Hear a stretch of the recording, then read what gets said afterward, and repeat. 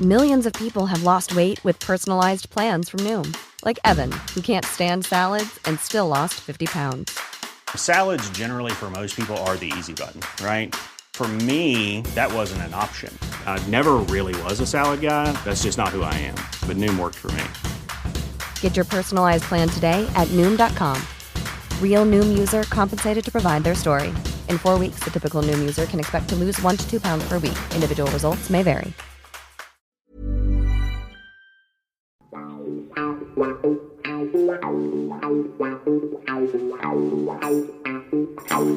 Andy, how are you? I'm very good. Yourself, Gabbie? I'm very well, thank you. Welcome all to part 4 of Book Corner with Andy from myfootballbooks.com. Gotta say, your website gets better, your social medias get better, your newsletter gets fantastic. So people, please subscribe to this wonderful organisation, myfootballbooks.com. What have you got in store for us tonight? And by the way, my author or writer, I don't know how to call a football writer or an author. It's more of a writer, isn't it? Authors write fictional books, and I don't like fictional books. I like football books, hence Book Corner is Neil Palmer. So we're going to be listening to Neil a little bit later in the podcast. Oh, fabulous. But firstly, what have you got in store? What route do you want to go down? It's almost as though we've got a deck of cards each and we just play our cards down. And I've got my Joker in the pack this week, which I'm have you? This month, which I'm going to lay down a little bit later in the podcast. Excellent. Are you still on page 105 of Granddad's 1970s? Yes, I haven't read a single page more than the last time and the time before.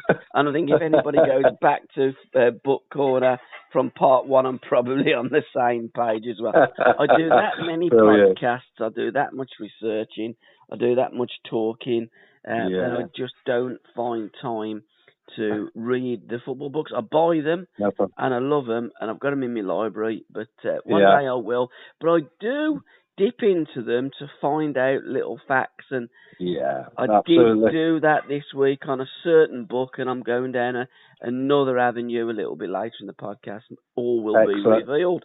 So what have you got first?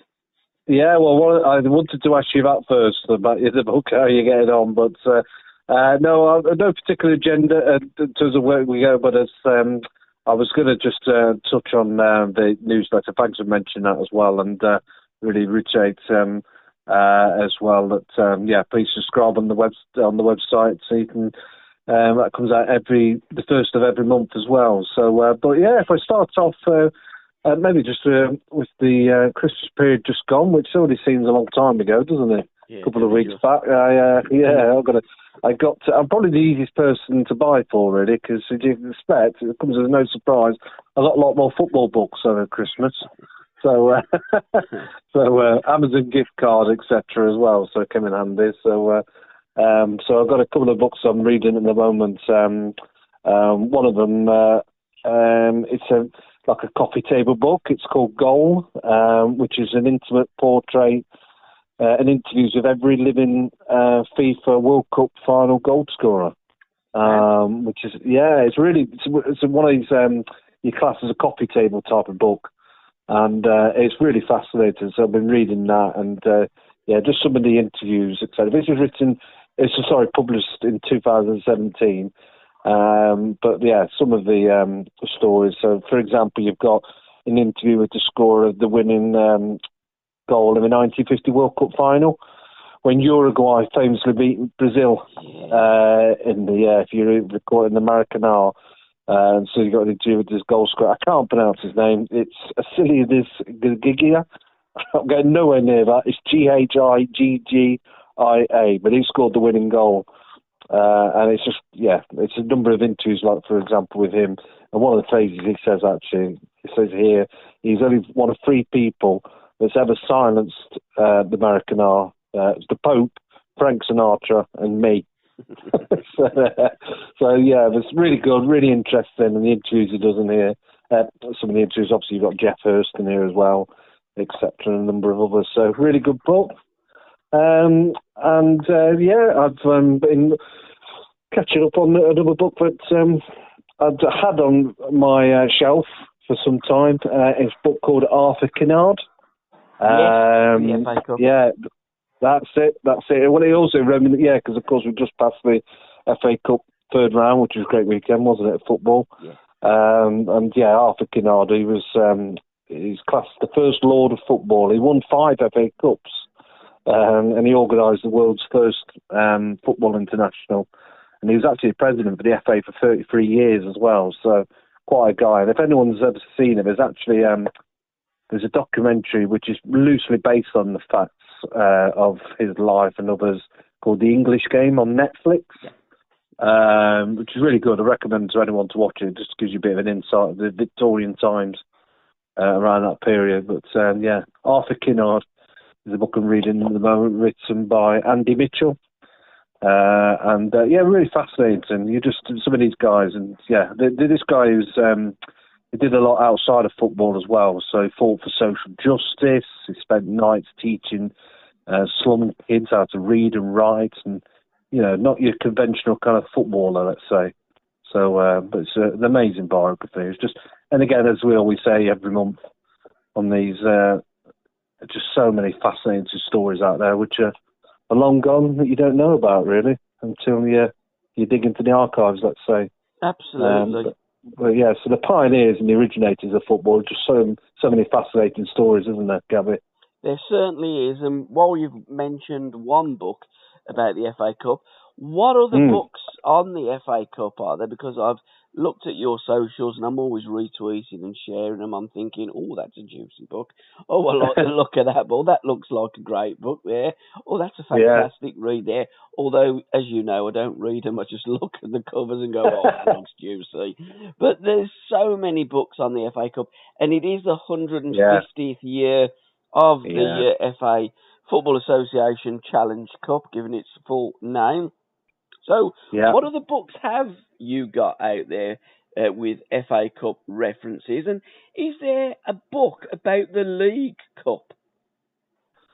Oh, League Cup? Yeah. I don't know of one, actually. No, there'd be a good one to write. No, I don't know of one. Nothing jumps out in my head at this moment in time. So I think you might have picked on a subject, because you always feel like everyone's covered pretty much every subject, but that's probably one you spotted a gap in the market. So probably someone's scribbling that down now to start writing it. So that'd be great to know, wouldn't it? So no, none that I'm aware of. There'll be books obviously out there about some of the clubs, etc. have had successes in the tournaments, haven't they? So, but not one particular about the League Cup. But then the FA Cup, there's a number of books, and obviously it has been the 150th year. There's a few coming out in the next couple of months, actually, celebrating the anniversary. There's one that I think we mentioned in last month's podcast is coming out by Miguel Delaney. I hope I'm remembering that right. And that's the official history of the FA Cup. And there's another one coming out through Pitch Publishing, and that's by Richard Whitehead, which is a pictorial celebration of the tournament. But out there at the moment, you've got FA Cup books. There was one that came out last year, which was really fascinating. I've not read it as of yet, but it's the early years of the FA Cup. And again, I think we've mentioned it. It's how the British Army helped establish the world's first football tournament. So it's just such a rich history, isn't it? It's brilliant. And there was another book actually come out last week. There's an enthusiast who you'll find on Twitter called Phil Lannett, and he brought out a book called The FA Cup 150, and it's just an absolute plethora of facts. It's amazing, really, in terms of the facts that this book's got involved.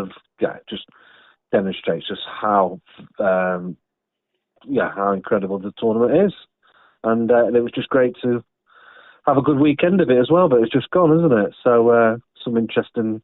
Obviously, Kidderminster is the one that stands out, doesn't it? So some good stories there.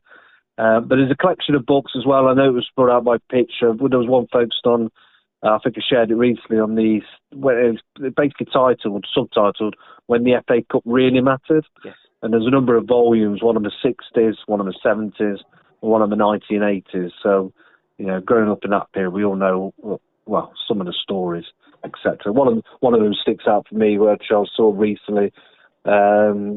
and I think it's coming up to the anniversary soon, is the Ronnie Radford goal, obviously, for Hereford against Newcastle. I was watching a clip of that the other day. It was just, I don't know what it is, there's certain clips like that goal, and you hear John Motson's voice, of course. It gets you a little bit of hair on the back of your neck. I've got no affiliation with either club, of course, or Hereford, but yeah, it's just a magic, isn't it, Gabbie, as I'm sure you'd agree. It certainly is. But yeah. Yeah, it certainly is, and it's the 1971-72 season. That's now, it. what a giant killing act that was. I had the pleasure of Pat Howard's company to talk about the 1974 FA Cup final against Liverpool, and I've done a My 70s football podcast with Pat, and we were talking about that game, and he was in line with Ronnie Radford when the ball whistled past his ear, and as he did, he thought, that's got half a chance of going in, that has. I mean, what a goal. To this day, one of the great FA Cup goals, and one that us older fellas will always remember. And of course, the game was called off on a number of occasions, wasn't it? The 70s was a very different time to what we have these days.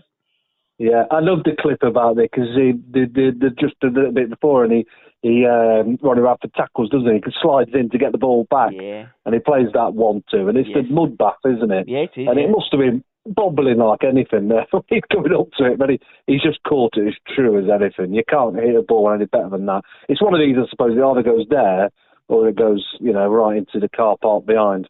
It just went sailing, didn't it, right in that top corner. And when they come on the pitch, etc., it's just, that's the emotion, isn't it? The FA Cup. It's absolutely brilliant. Absolutely. Yeah. And John Motz's commentary was brilliant as well.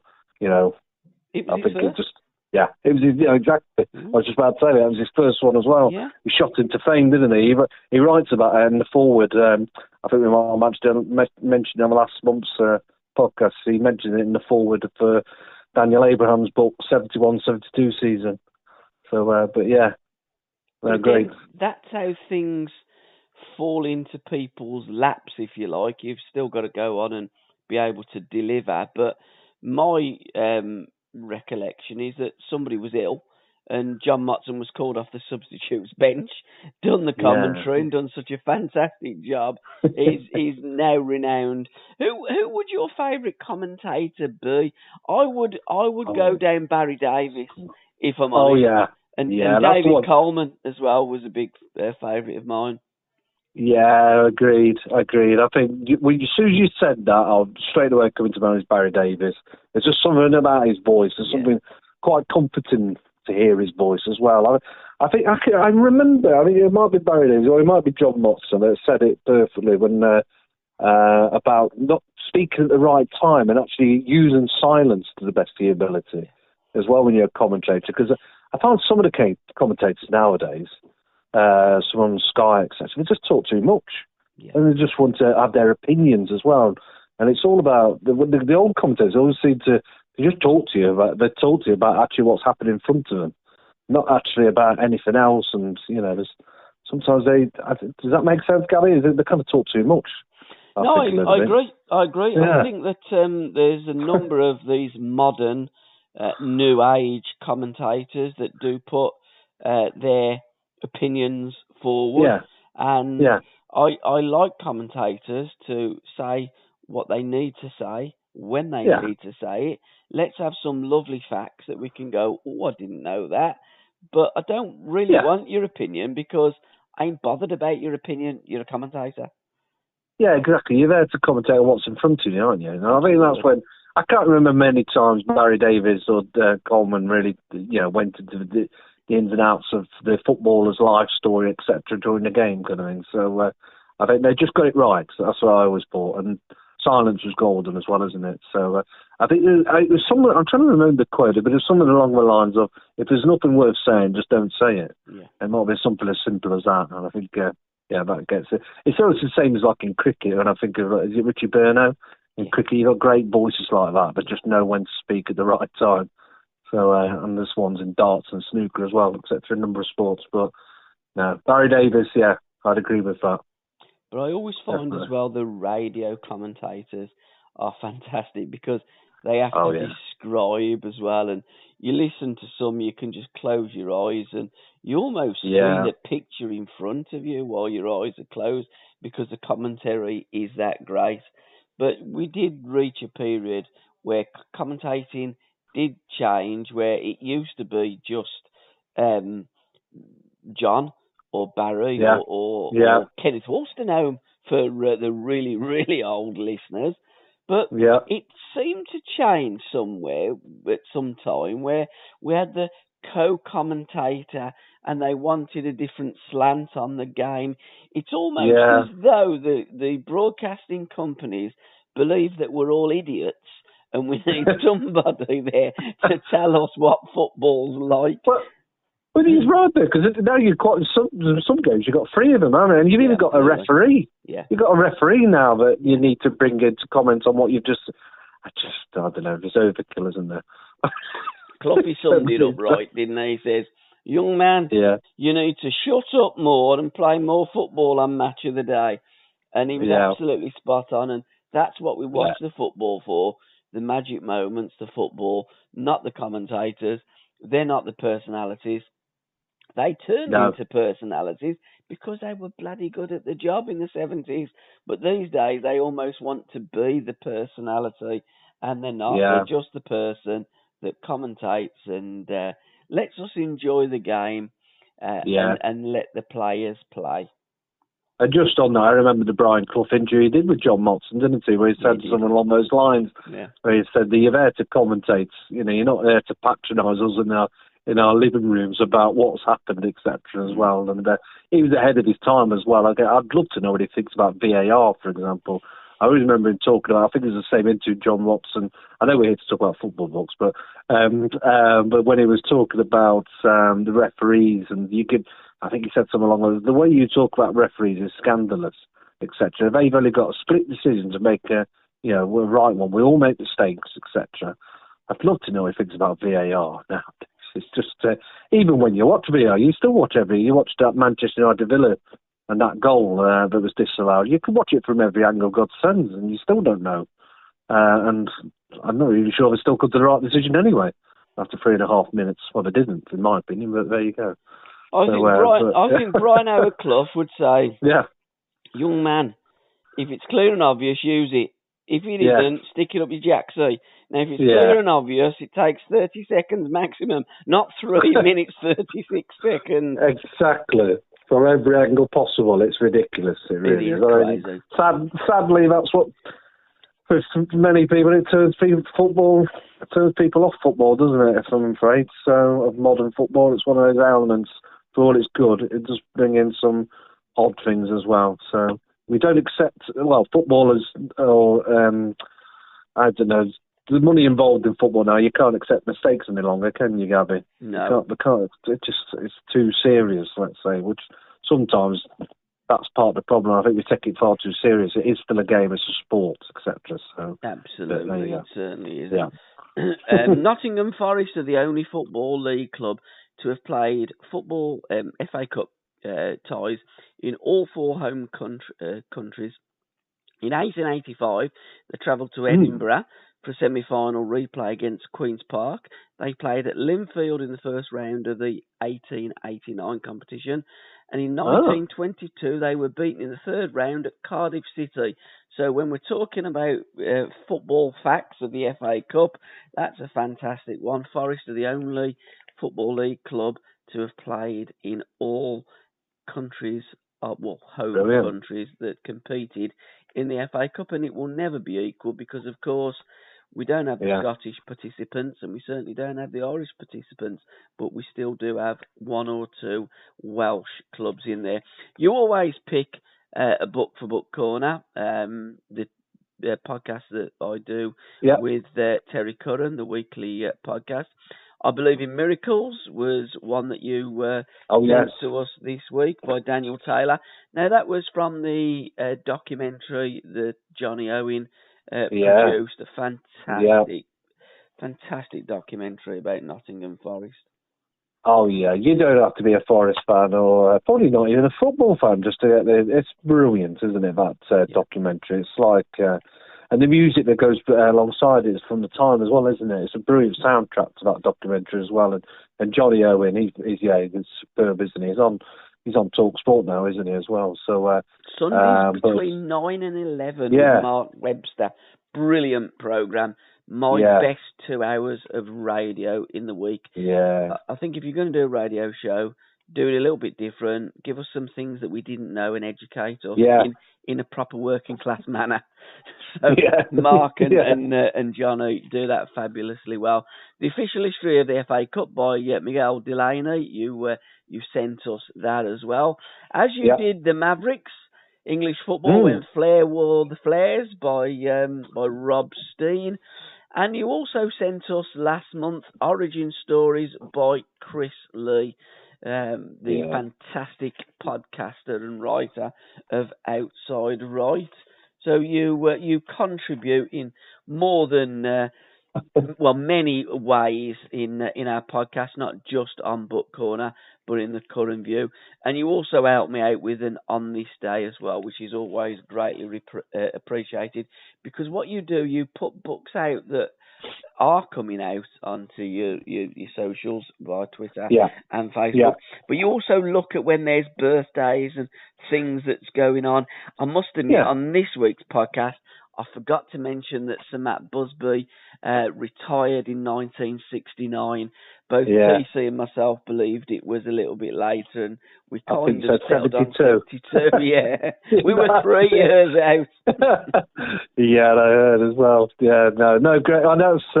Thanks for that as well. So I think it's important. You talk about new releases and books that's coming out soon, etc. But I like to, just something I thought about in terms of, autobiographies, biographies, linking that to the birthdays, etc. And then on this day, it's a way of bringing it to life, some of these stories, etc. So, and I think some of the books you mentioned there just shows you how many different stories there is when you think about the Cloughie days, and then origin stories from the start, and then the 70s, the Mavericks, etc. There's so many stories out there, and I think that was my kind of like an idea of on this day, kind of capturing that, I suppose, at various times. By using the dates of the year, really, because there's so many stories out there, isn't there, of the beautiful game. There certainly is, and you capture them very nicely. Let's go down the West Coast, although it is the West Coast, isn't it? To a city, Bristol. Oh, yes. Yeah. Because there's a few books about the Bristolians, as the Jeff Merrick story that's coming out later on this month, on the 28th of February. There's also the Jerry Gow story, and 20 great games from Bristol City players. What's your memories or thoughts about Bristol? Because we're going to be catching up shortly with Neil Palmer, who wrote the book, who coincidentally is my author of the month. So what's your thoughts and memories about the Bristolian connection? Well, Bristol, Neil Palmer is obviously a big, I'm assuming he's a Bristol City fan. He's wrote a number of books, hasn't he? I assumed as such, because obviously he wrote a number of books, hasn't he? I know, like Match of My Life, Bristol City, and then you've got the Jerry Gow story that came out last year, which is, there was a famous chant, wasn't there? I'm not sure we could repeat it on here, but it's here, he's there, he's every, that's the one, Gary Gow. So, Bristol is, it's such a big city as well, isn't it? It's a big, people forget how big Bristol is down there on the, it is the West Coast, isn't it? Yeah, it is. So, obviously, but you forget how big that catchment area is there. And then obviously they've got to so far, but never as such hit the sustained success, let's say, at the top of the football, have they? But there's a lot of characters down that way, isn't there? Bristol City, and they've got Bristol Rovers just across the way as well, haven't they? As well. So, but yeah. They certainly have, and they also had a tea party, a chimpanzees tea party in 1976. So let's just have a listen to the thoughts of my author of the month, Mr. Neil Palmer. How are you, mate?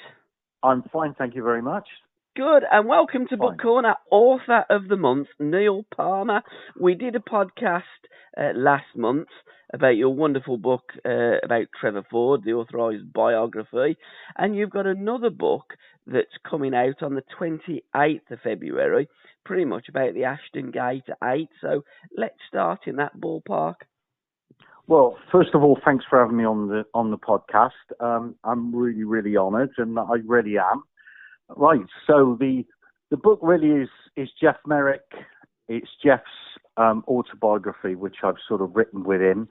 Jeff was Mr. Bristol City, to be perfectly honest. England schoolboy, turned down a host this would have been in the 1960s, turned down a host of clubs to sign for his local club, the club that he could literally throw a stone from the house he was born in and hit the club. The love of his life of the team were. Jeff then was the club's youngest captain, 18 years of age. He then was a stalwart in the side. Won promotion with him in 1975. They won promotion to the First Division. Lasted 4 years.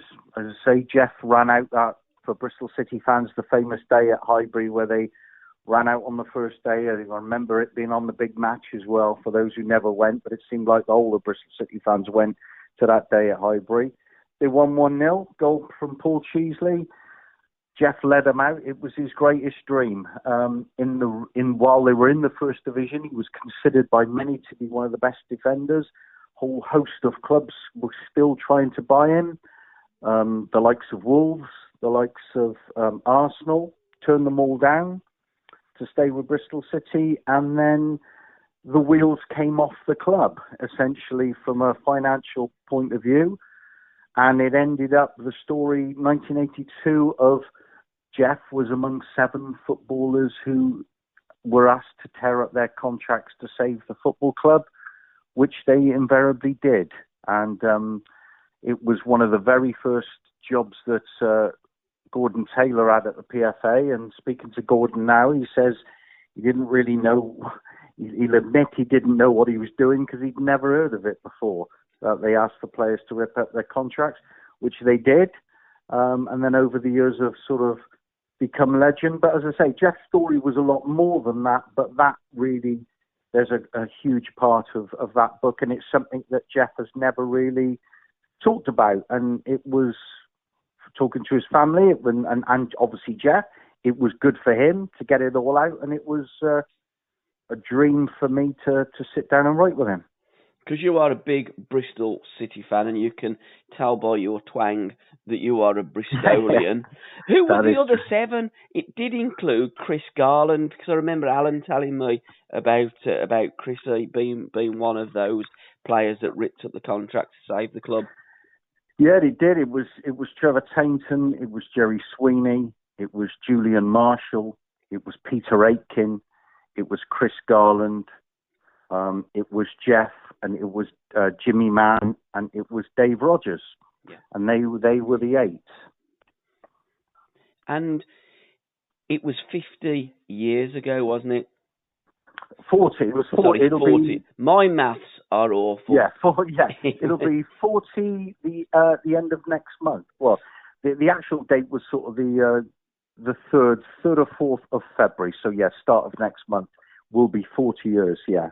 Time flies, because in this area of Birmingham, it was obviously, yes, of course it was, because it was 40 years since Villa won the European Cup, and while Villa were revelling in that glory, along the West Country, Bristol City really did hit the buffers. What went wrong for the club? How come the club got themselves into that predicament? Well, a lot of it was to do with, we had a centre-half called Gary Collier. Gary Collier was a tremendous footballer. He was a Rolls-Royce of footballer. And what happened with Gary is he had an offer from Coventry, and the club said that they didn't want to listen to what Coventry had to say. They'd listen at the end of the season. You've got to remember, both these teams were sort of First Division then. And Gary said, no, I want to speak to Coventry. To cut a long story short, Gary took Coventry City to, or took the actual rule in the FA to court, which he won, and that was the start of freedom of contract. Wow. Which then meant that Gary could go. Bristol City, he went for a fraction of the price. Bristol City manager Alan Dix at the time, in his infinite wisdom, thought it would be a good idea to put a couple of long players, not the Ashton 8 as it turned out, but a couple of players, people like Clive Whitehead, who ended up at West Brom, Yeah, I remember. people like that, on things like 7 and 8 year contracts, because they thought, well, if they're contracted, no clubs can come and get them. But essentially it was fraught with danger, and plus mismanagement of those people who ran the club at the time in the First Division, spending money that they never had, and the sort of 8 players were the ones who sort of were the fall guys, as it were. And it did change the landscape of football clubs that do hit the buffers, and the fact that the players now do get every penny that they're owed from their contract, and that was down to this iconic part of Bristol City's history and the intervention of Gordon Taylor and the PFA, and they put blocks into place to make sure that the players didn't lose, as those players did lose back 40 years ago, didn't they?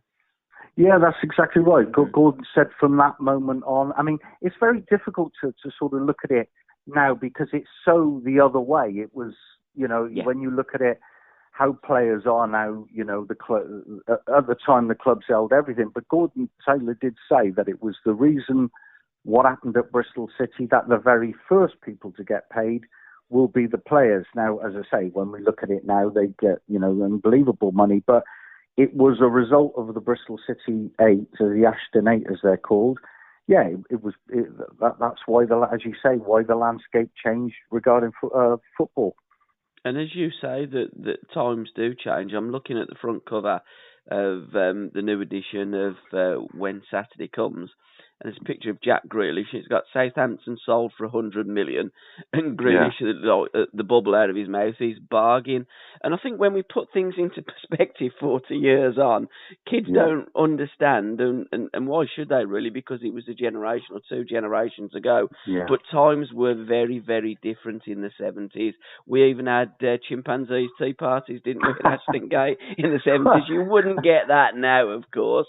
No, there's an awful lot of things. It was the days when you could literally live next door to a football player as an ordinary working man could. As many of the players like Jeff would tell me, that if the club, they'd be in the local pub on a Saturday night, particularly if they won, or they'd clean the car on a Sunday if they'd won, and they wouldn't bother if they'd lost, but they were sort of part of the community. And I think that is a thing that it's incredibly sad that sort of side of football has gone. And I think I'm very lucky. I'm nearly 60 now, but I think I'm very lucky to be at an age when I remember when, as I say, you'd see footballers in your local shop and that sort of thing. Absolutely, and some of the footballers worked in the local shop, didn't they? Or owned the local shop, or the local pub, or if you went to insure your car, a professional footballer might be looking after you.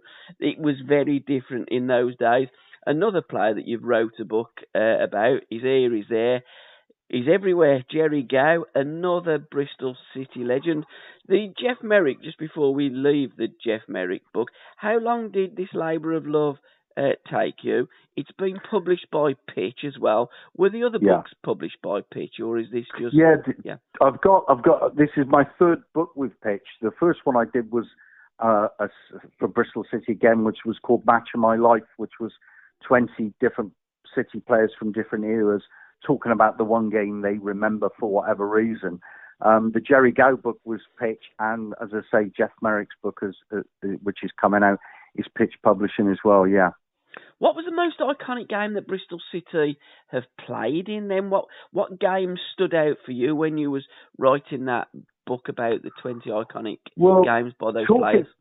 It was quite interesting. What I loved about it was the fact that I would have a thing in my head before I went and met one of the players. And in my head, I'd say, he's going to talk about this particular game. and it was kind of something completely different, for whatever reason.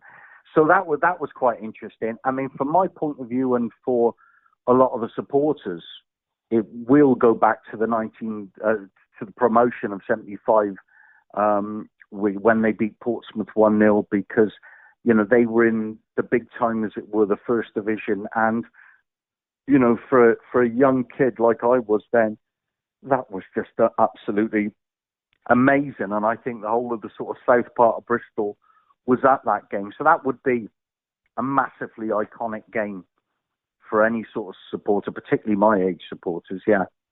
Now, Bristol, you've got two clubs in the city. I know that you probably won't like to mention Rovers, but you look at Rovers, you look at City. Is Bristol, because it's a big city, is it really punched below their weight over the years? Because, for many people watching football now, particularly the younger fan, they've never seen Bristol City in the top flight. Now, for me, I remember them very well in the 70s. They were a decent team. And Rovers weren't bad as well. Yeah, it's very true. I think it's great that to come from a city that's got two clubs. I really do. And the banter is incredible. Rovers, a fantastic history of a club in the 1950s. People like Jeff Bradford, great side. Even going through with the 70s teams, people like Paul Randall. They've always had a good side, and the derbies were incredible things to go and witness. It was that special thing of whether if City won, then City fans would get to work a little bit earlier than they would if they'd have lost, that sort of thing. But yeah, I think if you look at Bristol City now, the infrastructure, the training grounds that they have, and everything is set up for the Premiership. It's just doing that really difficult bit of putting it on the pitch, and that's something that there's a whole host of clubs that are chasing that. Rovers, to be honest, there has been a demise there, and that is quite sad, because I think when the two clubs are doing well, there's a buzz about the city. There really is. I've always said that about Birmingham. We need a strong Aston Villa, because it makes Birmingham City play that bit better. It makes Birmingham's aspirations that much greater, and it's a race to the top, as it was in the 70s and the early 80s in Birmingham, the second city. And for too long, it's almost been a race to the bottom between the two Birmingham sides. But thankfully now Villa have got great owners, and good times are around the corner. So he's here, he's there, he's everywhere. Jerry Gow. How did you get hold of that? Because Jerry Gow is one of those players that I really clearly remember from his time at Bristol City, and then of course at Manchester City. Well, Jerry, from doing the book Match of My Life, spoke to a lot of players. Jerry's name would always come up. He literally was a hero here at Bristol City. You still get young lads now who wear a Bristol City shirt with Gow written on the back. And his heyday here was the 70s. I knew his son, and I spoke to his son Chris, and Chris said about doing a book, and I was really reluctant, to be honest, because he's such an iconic figure here at Bristol City. I thought, well, if I get this wrong, this is going to be dreadful. And also, although he only played a cut of, I think maybe 30 odd games or whatever, 40 games at Manchester City, they loved him just as much, and It was a big task to take on, but I spoke to probably over 50 players who played with him, and that was from the early days at Bristol City right the way through his career. Manchester City players, the Manchester City lads were fantastic who played in the cup final with him, and then you had people like Steve Perryman. I spoke to so many different people throughout his career, which was fantastic, and that was a massive help to me. It really, really was. Did you talk to Terry Curran? Because I think he's still got 3 studs in his shin that Jerry left there. Well, I must admit there was a tremendous amount of players who, and that told you everything about Jerry, because it was a different era. I spoke to Sammy McElroy, who had a famous ding-dong with him at Ashton Gate, and they both got sent off. But the moment I contacted people who knew Sammy, and they knew I wanted to do a book for him. He said, all right, I'll do it straight away. Same with Bobby McDonald. Bobby McDonald played Manchester City, played at Coventry and Villa, but he was his teammate at Man City. They said, oh, you'll never get Bobby McDonald because he's very difficult to get hold of. Within minutes of me leaving a message, Bobby phoned me up and said, because it's Jerry, right, what do you want to know about him? So that sort of said everything. And as I say, a lot of the players he'd sort of kicked lumps out of, and they kicked lumps out of him. But they were more than happy to speak. But a lot of people said you have to get across to people what a good player he was, and he was a good player. But again, you look at in the modern game, and I do want to touch upon the modern game and go back in time to the proper game, because in the modern game we get these central defensive midfield players, but in proper times when we played proper football, we just had midfield players. You had midfield players that could win the ball. Jerry Gaw was a player that could win the ball, but the difference is they could use it as well. Yeah, absolutely, he was, and it was really interesting. The things Steve Perryman told me a fabulous story about Jerry when he said, Keith Burtonshaw said before the cup final, he said, if you look at our midfield, this was the 81 final, he said, we've got Ozzy Ardiles. He said, we had Ozzy and we had Glenn Hoddle in the middle. Now, we knew that if we played our game and they allowed us, we'd destroy Man City. Yeah. But Keith said, the trouble is, they've got Jerry Gaw in midfield. And that was Jerry's job. And in that first game, to be honest, City should have won it, really. But that was Jerry. They all knew what a good player he was. He'd win the ball and then he'd hit a pass, or he'd give it to somebody who could hit a pass. You know what I mean? He was just one of those players. He was iconic. Scottish international as well, wasn't he? He was definitely Scottish. Yeah, Scottish under. He got one cap as a Scottish under-23 international. Right, yeah. And that was it. Never played. But then I looked at that and thought, Christ, I can't believe he didn't get a Scotland cap. But I have to say, when you look at that side from say Scotland 73, 74, wow, they had some midfielders there. They really did. Souness, and Graham Souness popped up in the book quite a lot because there was the guy called Tommy Clayton who was the Spurs scout who Steve Perryman put me onto. And he was the scout up in Scotland. And he said, we looked at two lads. He said, one was the 16-year-old from Glasgow, was Jerry Gaw. The other one was a 16-year-old from Edinburgh, which was Graham Souness. Wow. He said, and we made the decision to go with Souness. He said, and then Souness got sort of homesick a bit, and we went back and City had signed Jerry Gaw, and he was gone. So that was it. And like I said, the two of them crossed paths on many occasions in the book. I would like to see them two go head-to-head again now, because they were no shrinking violets, both of them. A Gaw versus Souness challenge, it would almost be X-rated now. It certainly would, and it's interesting that players like that, and when their teammates, the constant, sort of phrase that a lot of the City teammates said, he drove us on, he drove us on, and that's what they say, and you look at it and you think, yeah, you needed a player like that. He said, if many of the lads said, we could have been 4-0 down, yet Jerry was still going, come on, we can do it, that sort of stuff. So relentless drive about the bloke. They always used to say in the 70s and the 80s, in every successful side, there's an horrible Scotsman. Yeah, well, it's pretty accurate, isn't it? It is pretty accurate, exactly. It is, but not meant in a derogatory manner. No, meant in a respectful manner, because those players were hard, were fair, and were bloody good footballers as well. Yeah, I mean, he had a drive right from when he was a kid, because obviously the locals, Celtic were after him, Rangers were after him, but all he wanted to do was come down to England. Yeah. And play in England and to make it in England. And so that sort of said an awful lot about him, really.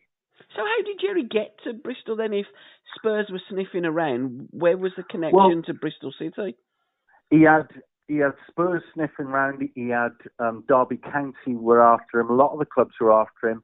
I spoke to his brother Willie up in Scotland, and the reason was Alan Dix and Tony Collins, who was the legendary sort of scout. Yeah.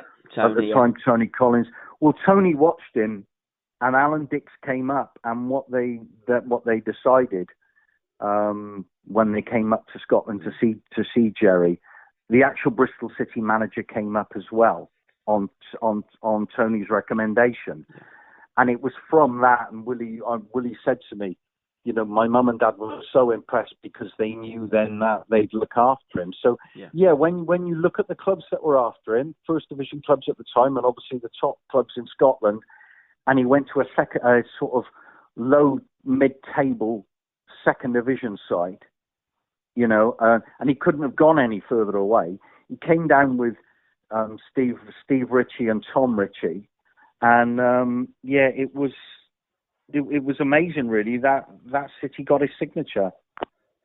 It is down to personalities, people going out their way, talking to the player and bagging the player. It's the same today as it was back then. And Jerry Gow, what a perfect fit for Bristol City, as was Jeff Merrick. And what's next on the horizon, and how can people buy your books? The easiest way and route that I always say is just go onto Amazon. But if you go onto myfootballbooks.com, Andy has a fantastic library of books there and a little shop, and you can go and buy them from myfootballbooks.com. Yeah, that's exactly right. The Amazon one, I've got my Amazon page, which is up on there, which you can get books. And as for the future, well, I have sort of different ideas for different books, and the trouble is, it's all very well having an idea, but you've got to convince publishers, because if they don't think it'll sell, then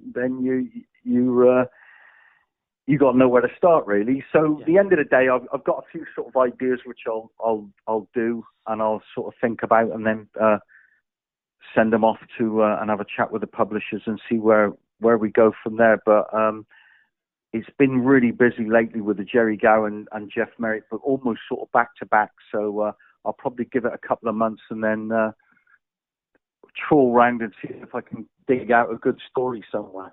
And when you're digging out the good stories, and when you're thinking about what books that you're going to write, do you listen to Paul Weller as well? How much does the governor influence you? all the time, to be honest. Yeah, he certainly does. Yeah, there's always a Weller track on somewhere, that's for sure. Absolutely. Can I thank you so much for your time?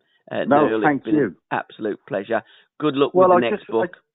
I was just going to say, it's people like yourself and these sort of podcasts that, we got to take our hat off to people like you doing this sort of stuff, and it's great from my point of view, and it's an absolute pleasure. It really, really is.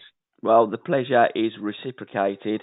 And I got that word from Frank Worthington. Frank said that one. What the bloody hell's he going on about? And then I looked it up in the dictionary, as I do with Paul Weller lyrics, and I look at something and I think, what does that mean?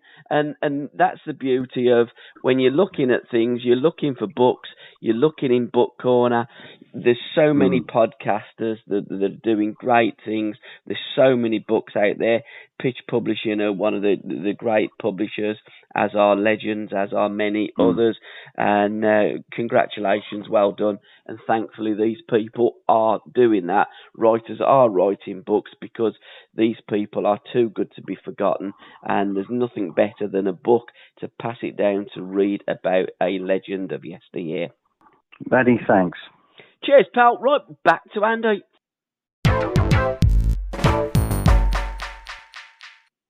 Right, well, thank you, Neil, and it's back to Andy. Well, fantastic tales of Bristol, and I did say to Neil that there are two clubs in Bristol, and I do think that they've always punched under their weight, because it is a massive city, and what great knowledge, some great books, and all the best for and to Neil going forward. Let's look at another book that's from the 70s, because I do like to look at the 70s and harp on about the 70s. For me, the golden decade. Get It On, How the 70s Rocked Football by John Sperling. Yeah, I've recently got in contact. I've been in touch with him, actually. His book comes out next month, or is it in March? It's either one of them. And I'm going to be doing I pick and choose book reviews I do, which I share on the website. But he contacted me, and I was I'm over the moon. I've been more than happy to do a review of that book, and look forward to reading it. It's March actually. It comes out on the 3rd of March. So yeah, get it on how the 70s rock football. So and yeah, what as you know, I know what an era that was. So and it's I love the way it's written in terms of the synopsis, where the way it really gets you going, because it's set against a backdrop of 3-day weeks, strikes, political unrest, freezing winters, and glam rock. Getting on tells the intriguing inside story of how commercialism, innovation, racism, and hooliganism rocked the national game in the 1970s. So it sounds like it's covering all areas of football, not just on the pitch as well as onto the pitch. And yeah, and obviously you've got the emergence of so many characters, haven't you? Yeah. Obviously in the 70s, the ones we've talked about, Brian Clough, and then you got Bob Paisley, Kevin Keegan, and then suddenly you had the fall of the likes of George Best, of course, after the 60s, etc. But what an era. So that's a fantastic book. Looking forward to. There's been a number of books that come out of the 70s. John Sperling he's written a number of books as well previously. So he's an established author as well. So really look forward to that. Yeah. So and I think he's done a number of interviews as well for the book, but it refers to such as Emlyn Hugh, John McGovern, and others as well. And it also touches on some of the pioneering black footballers at the time, such as Cyril Regis, Brandon Baston, and you think about the 3 degrees, don't you? Yeah, West Brom. Yeah, which obviously sticks out as well. So, yeah, it was a groundbreaking time, wasn't it, in the 1970s? And as some of the books we saw that come out last year, it was such an incredible decade in terms of the competition and so many different teams winning the league, etc. The stories are endless, absolutely endless. You could do a podcast just on the 1970s very easily. So, which I know you're doing your number of your podcasts already. Yeah, I absolutely love the 70s. It was a decade that I grew up and fell in love with football, and I just think that the 70s just encapsulates everything that's great within the game of football. It had everything. If you're a football fan, if you're looking at the games now, you get some sterile games. I'm not saying that we didn't have sterile games in them days, but there was always some that went on. I mean, even if it was just a punch-up between Francis Lee and Norman Hunter, there was something that went on. Even the referees, was it Roger Kilpatrick? I mean, he used to be so animated, didn't he, with his decisions? And, match of the day, there was always something going on. There was always a great goal. And it was just all about the football. And I've never seen, whether it's looking back as a kid and rose-tinted spectacles, etc., but I just believe the 70s was the greatest decade.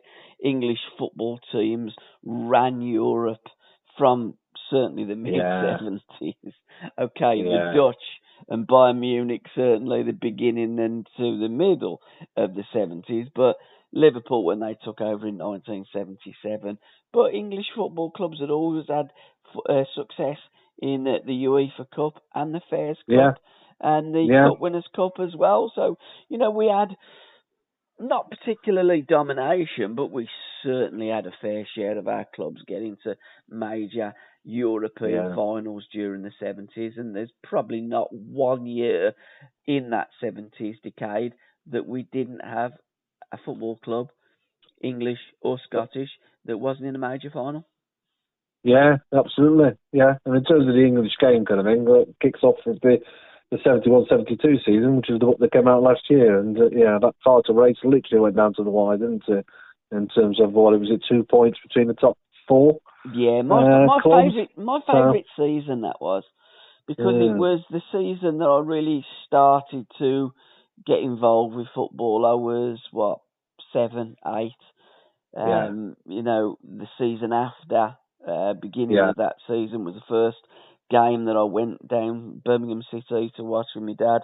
I'd been and stood on the Holt End watching England versus Scotland in the May. Brian Little against Bobby McDonald, and Kenny Burns played in that game as well.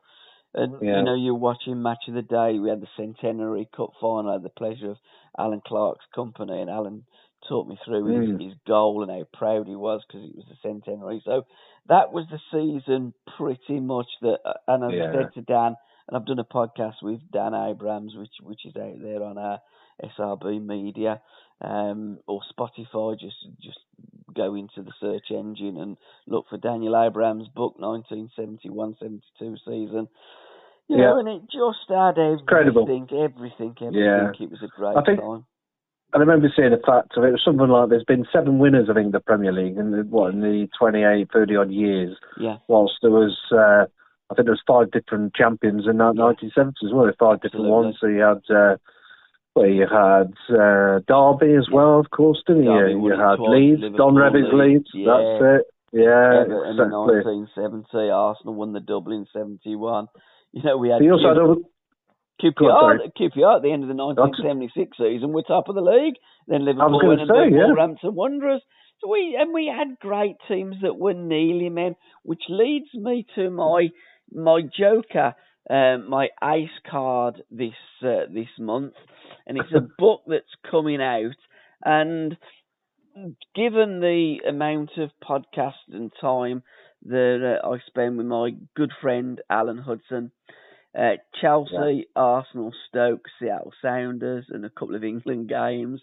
I really look at the teams that Alan played for at that period, and I've really got into Chelsea and Stoke City. And the year we nearly won the league, Stoke City, the 1974-75 season by Jonathan Baker. And I know Jonathan has just sent Alan the book, and Huddy's read the first chapter already because Huddy is an absolute bookworm, not like me. And I'm hoping to do a podcast with Jonathan, and we'll certainly do another podcast with Huddy about that season, although we did touch upon it when we done a Game of My Life when Stoke City beat Liverpool Easter Monday in 1975, when the God watered the pitch so Huddy could play. And it was a great football season for Stoke. I think they were 4 points off that league title.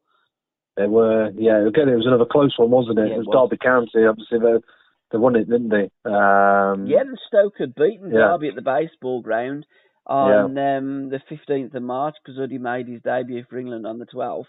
And on the Saturday, they played Derby County. I think Al had just about sobered up by the time they played Derby. and they beat them 2-1 thanks to, I think it was Jimmy Green off brace. But again, Derby went on. And Stoke City, unfortunately, they had 4 broken legs that season, you know. Terry Conroy missed a huge chunk of that season as well. But, you know, they just fell short, and Derby just pipped them. Had some greats, didn't they, in English football? You had your Banks, Hurst, obviously, Huddy, Shilton. Was Shilton as well? Shilton just about come round about that time, because Alan always says that he cost us the league, Shilton did. His dad, when they played Wolves, his dad said, I think you might just win the league now with him coming on board. But there was another lad, John Farmer, that was in goal, and Huddy did prefer John Farmer to Peter Shilton, but Shilton was about there. And I mean, he was. Tony Waddington, of course, he had these. It'd be interesting reading it because he had some fairly unorthodox kind of methods, didn't he? So, but he was certainly a man of an eye for talent and flair, wasn't he? And some sensational signings. Waddington liked his inside forward. He never really got involved much in the training. He left that to other people. In fact, Al didn't really see much of Waddington during the week. He'd just be there on match days. He wouldn't say that much. He never told Alan how to play football. I mean, the only bit of advice that he gives to Alan, he says, Al, you're doing everything right, but just in the wrong order. And he said, I'll never tell you how to play football because that's why I bought you. And Huddy and Waddo had such a fantastic relationship, and Alan will always say that he was like the second father. They were that close. Hudson was the governor on the pitch, and Waddington was the maestro, the brains behind Stoke City. And so close they come on a couple of occasions, and Waddington had been building that team at Stoke City for such a long time, from the Waddington Wall through to Hudson's fantastic maverick pioneers of the glory days, the halcyon days of the old Victoria ground, when the booth and end was singing Alan Hudson Walks on Water, and Huddy did. Yeah, absolutely. Oh, he was there for a good was it about 17 years? He was there for a good while, wasn't he, manager? He was there for a good period, etc. So I remember the Victoria. I never went to the Victoria ground. I can't remember going to the Victoria ground, but I remember well, it was quite an atmosphere, wasn't it, to say the least? Yeah. There, so certainly not quite the same in the Britannia Stadium, I'm sure, but yeah. Oh no, great! I think actually that season as well. Because you mentioned Chelsea, obviously, Hudson. They got relegated that season. The season after, I believe. Yeah. Was it after? Or was it after? I can't remember. Well, that was the season 74-75. No, sorry, 74-75 season was the season they got relegated. 73-74 was the season that Hudson joined, and that was the season 73-74 that Man United got relegated. And the season after that one, Chelsea got relegated. You're absolutely right. I think it got something to do with putting Chelsea down as well. Yeah, no, it's incredible. You just think of some of these clubs, obviously nowadays, of course, such huge clubs, and they, the thought of Chelsea or Manchester not being relegated, it's incredible, isn't it? Bad management. But, I mean, what I've learned through the podcast with Alan, it's all about management. Even now when I'm talking to my wife and she'll say something about what's going on at work, and I'll just say, it's all down to management, bad management or good management. And Uddy's absolutely spot on. These football clubs, it's all down to bad management or good management. And it's as simple as that. It's a simple game. Simplicity. Made complicated by made complicated by too many people. You hear a lot of things about tactics, don't you, etc. Tactics obviously contribute to an extent, but footballers, in the nicest possible way, they need to be told to keep it simple. And that's where I know I keep talking about Brian Clough, and we need to think about Brian Clough kind of thing. How he made it so simple. John McGovern was not the most talented player, and I think Terry Curran said that a few times as well, and a few others. Not the most talented player in that Forest team in the centre of the field, but my God, he knew what he was told to do was literally give that ball to the fat lad in the wing, of course, and just keep it simple. And my God, it did half work. Everyone knew exactly what they needed to do. Weren't overcomplicated about do this, do that, and the next minute, first 10 minutes, it was just, So that's just something to be said for people, managers, inside and outside of work, like you said, inside, outside of football. Just tell someone simple, it works so much easier, it goes in then. So I've never known tactics. I'm certainly like that. Players win games. Yeah, exactly. Players win games. And I think that we get a little bit too excited these days in the modern times about tactics. How the manager, he's coached the other manager, and he's put, the players have done it. The players playing well, players passing the ball, using the ball, playing with intelligence. Who was it? Andrew Pirlo, I think, Therefore I Play. That's one of Alan Hudson's favourite books as well. Oh, brilliant. And he said, Paul, look, I think, therefore I play. And it's just simple. Alan Ball always had a saying, Uddy tells me about it. Bally always used to say, those that can play must play. And he's absolutely right. Yeah. And Cloughie was saying the same to John McGovern. You can't play, but you're probably the first name on my team sheet. Win the ball and give it to someone that can play football. That's what your job is. And you do need all different components in your football team to make a successful club. Another team that had some tremendous components in the 70s, Sheffield United, ain't got a barrel full of money. Yes, it's another one that's coming out next month, I believe that is. Yeah. By Jason Hollyhead. So, it's about John Harris's... John Harris arrival at Browne Lane. He laid the foundations, didn't he, for some of the great players. I think it was then they got promoted to the first division. and then they suddenly went downhill, didn't they? I'm trying to remember now exactly. They did, yeah. Yeah. So, but no, that was a fascinating book. Yeah, ain't got a barrel of money. I think I'm trying to remember was that, the wordings from a. Go on, help me out. What's it? This podcast is brought to you by eHarmony, the dating app to find someone you can be yourself with. Why doesn't eHarmony allow copy and paste in first messages? Because you are unique, and your conversations should reflect that. eHarmony wants you to find someone who will get you. How are you going to know who gets you? If people send you the same generic conversation starters they message everyone else. Conversations that actually help you get to know each other. Imagine that. Get who gets you on eHarmony. Sign up today. Millions of people have lost weight with personalized plans from Noom. Like Evan, who can't stand salads and still lost 50 pounds. Salads generally for most people are the easy button, right? For me, that wasn't an option. I never really was a salad guy. That's just not who I am. But Noom worked for me. Get your personalized plan today at Noom.com. Real Noom user compensated to provide their story. In 4 weeks, the typical Noom user can expect to lose 1 to 2 pounds per week. Individual results may vary. From so because it's a song, isn't it? Got about it. I'm trying to. Got a clue. I'm trying to remember the reason why. I'm trying to work out the reason for the name, why it's named that book. Well, we'll have to get on to Twitter and Facebook and get hold of Jason and say, Jason, why have you called it that? Ain't got a barrel full of money. But I don't think Sheffield United did have a barrel full of money in those days, but they had a barrel full of personality and. Tony Curry and Trevor Rocky and Woody, of course, up top. Some tremendous players, and you're right. They got promoted.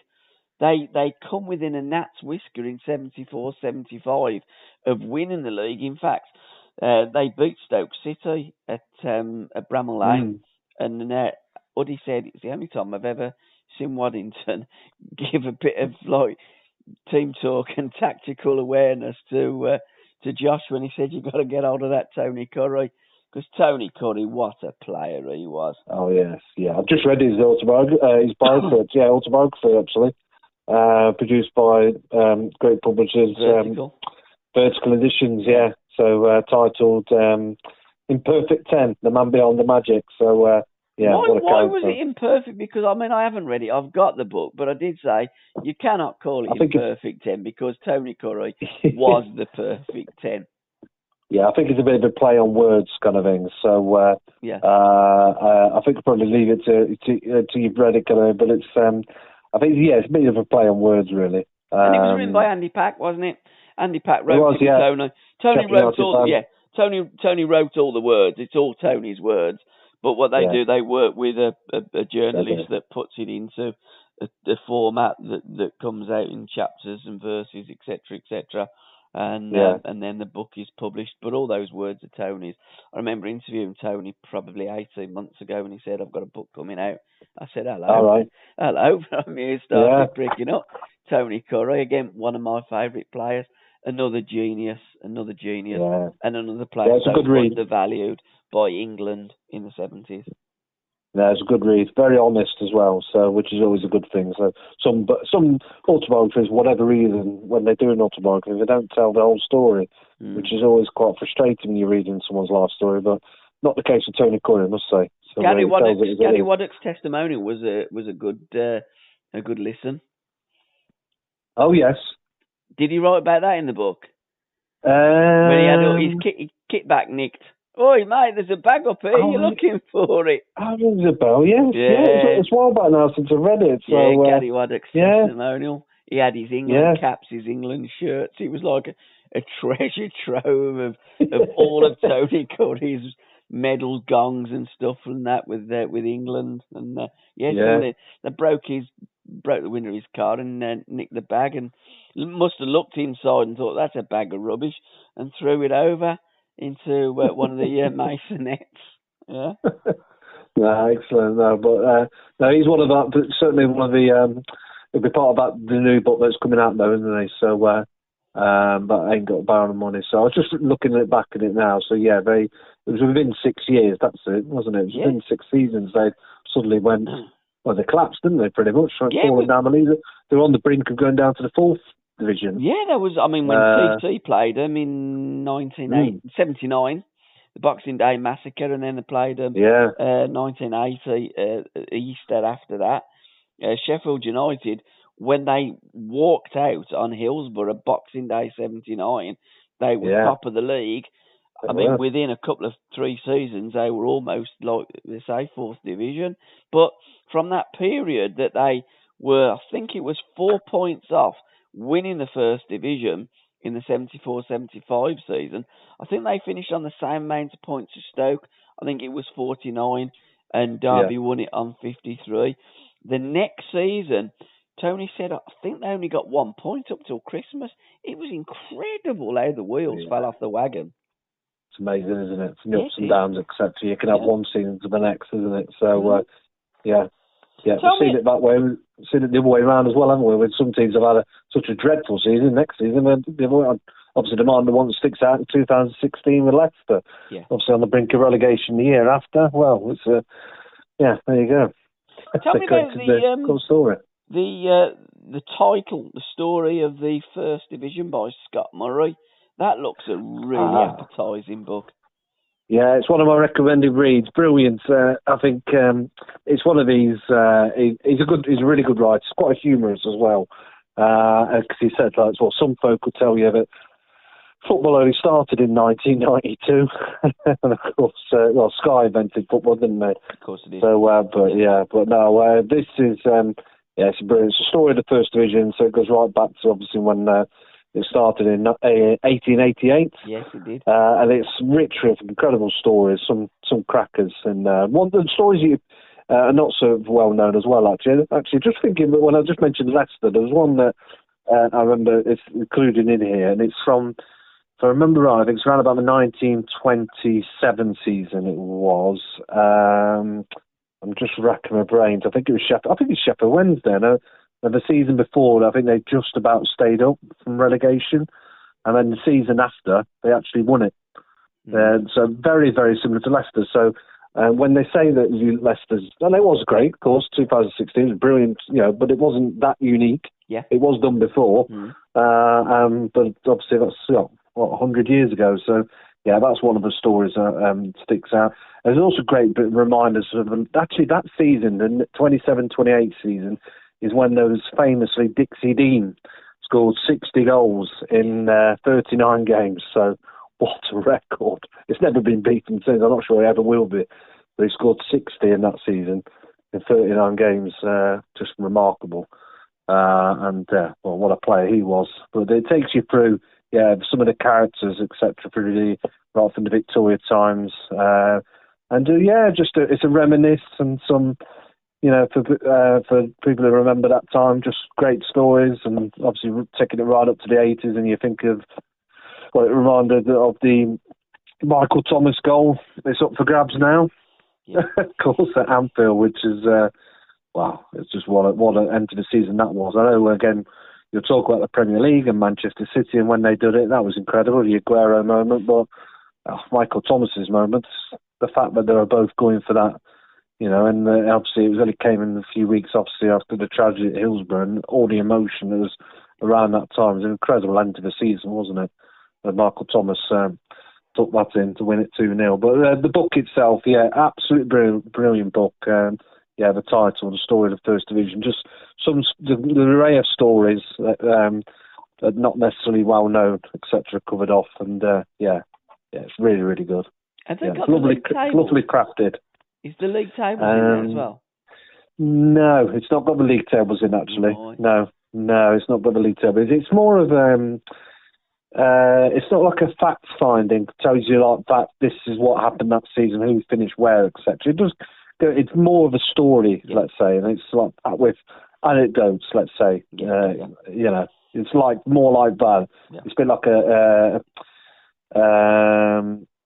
it's like a heartfelt kind of like illuminated story of kind of how it developed over the years, and the kind of characters are involved, if that makes sense, as opposed to like a Rothman's kind of book, where they go through season by season. But they're probably good if he had did that. So, but yeah, no, it's not anything like that.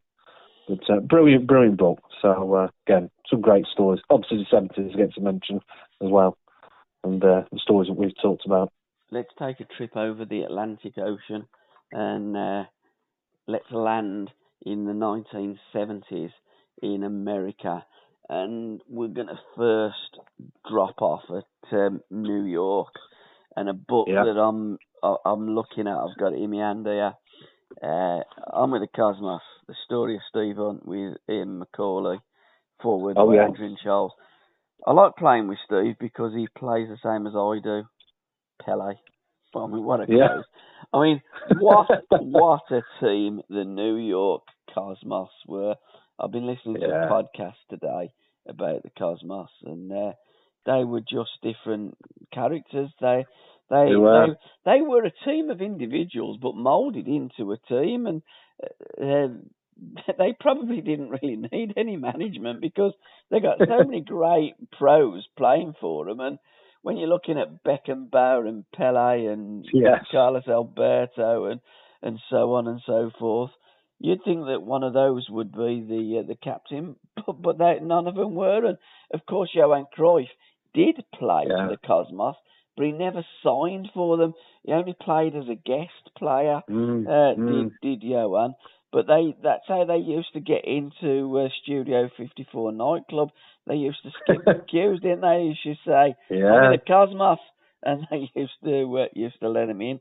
But there's a brilliant documentary as well, Once Upon a Lifetime, and it's the story of the New York Cosmos and two players in particular, if I could pick out from that team, are Giorgio Chinaglia, and there's a great book, Arrivederci Swansea, the Giorgio Chinaglia story, how a third division reject became a Serie A superstar by Mario Risoli.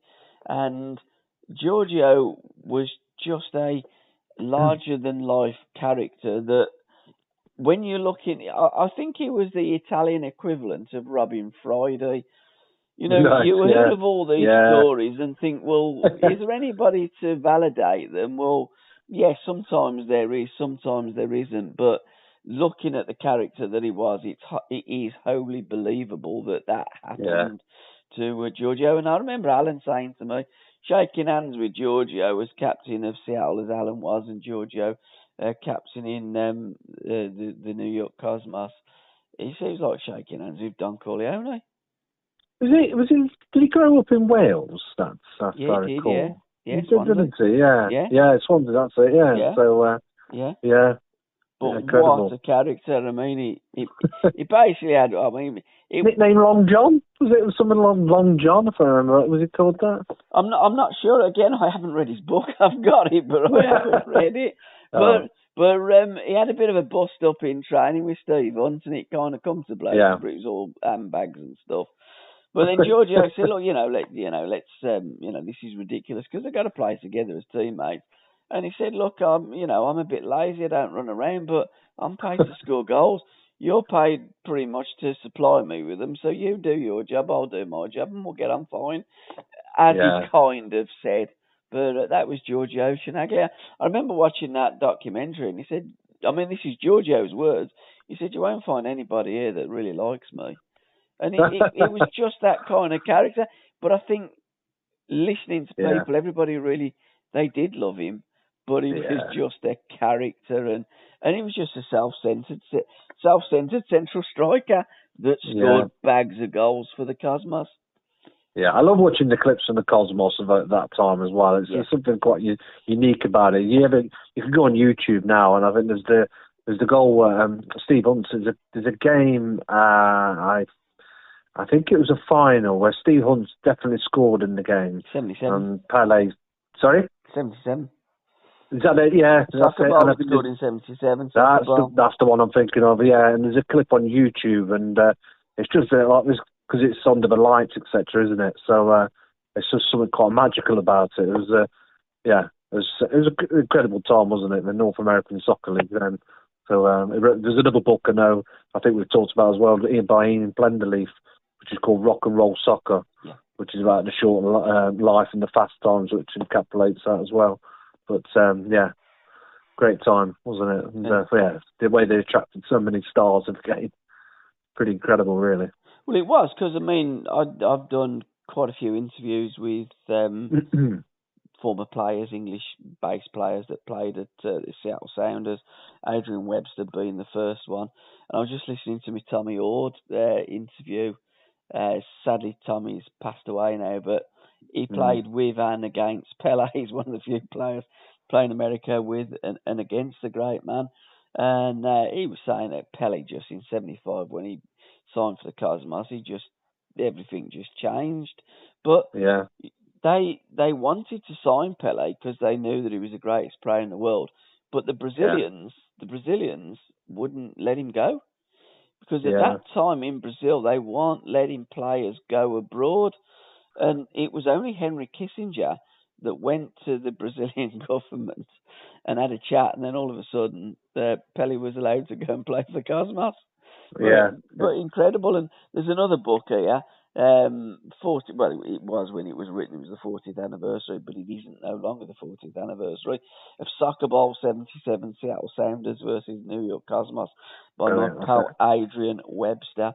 And Adrian goes on talking about the game, all the players that played for Seattle Sounders as well, and wonderful, wonderful times, some wonderful pictures. And shadowing Pele on a number of occasions, as Adrian did in those great days of the NASL. And you know, for the young uns that look at Major League Soccer, it's a little bit different. I'm doing another podcast with Alan, because Alan played out there for Seattle from the late 70s to the early 80s, when it pretty much finished in Seattle. But, you know, the changes, and when you look at it back then in the olden days, it was an international league. It was everybody played out there in America. It was fantastic. And everything was rock and roll about it, in terms of even the names. The names that you've got, the Tampa Bay Rowdies, like you said, the Fort Lauderdale Strikers. They were the Tampa Bay. The Cosmos. The names are brilliant, aren't they? Really, the football teams. It's not quite like your United, your Rovers, your City, is it? It's just it's the extreme, isn't it? Well, they were the Tampa Bay until Rodney went over there, and then he put the Rowdies into Tampa Bay. Excellent. But they did you right, and the badges that they had as well. Everything was just different out there in America. Yeah, it was. It was just. Yeah. I mean, how it never really took off. Well, I guess really, it started petering off or tapering off in the 1982. Seattle got to the final against the Cosmos. 83, I think, pretty much 84, bang, that was about it. But I think it really resulted in America not getting the 86 World Cup finals that went to Mexico. And I think that had they have got that, then it really would have exploded. But it didn't, and it kind of faded away. But the MLS now, it's a decent standard, a decent level. It's certainly picking up. Yeah, it's certainly picking up. They seem to be getting bigger crowds as well whenever I've seen it as well, don't they? In the MLS. So I think it's just natural over time. It was always going to get big again. It's just too big, isn't it? The global game, really, for football and soccer, as they say, of course, not to have some form of effect on them. So great times. Certainly that period. Yeah. Absolutely. 90 minutes from Europe, Warsaw's greatest cup run by Simon Turner. That looks juicy. Yes, it does, yeah. What a trick that was, wasn't it?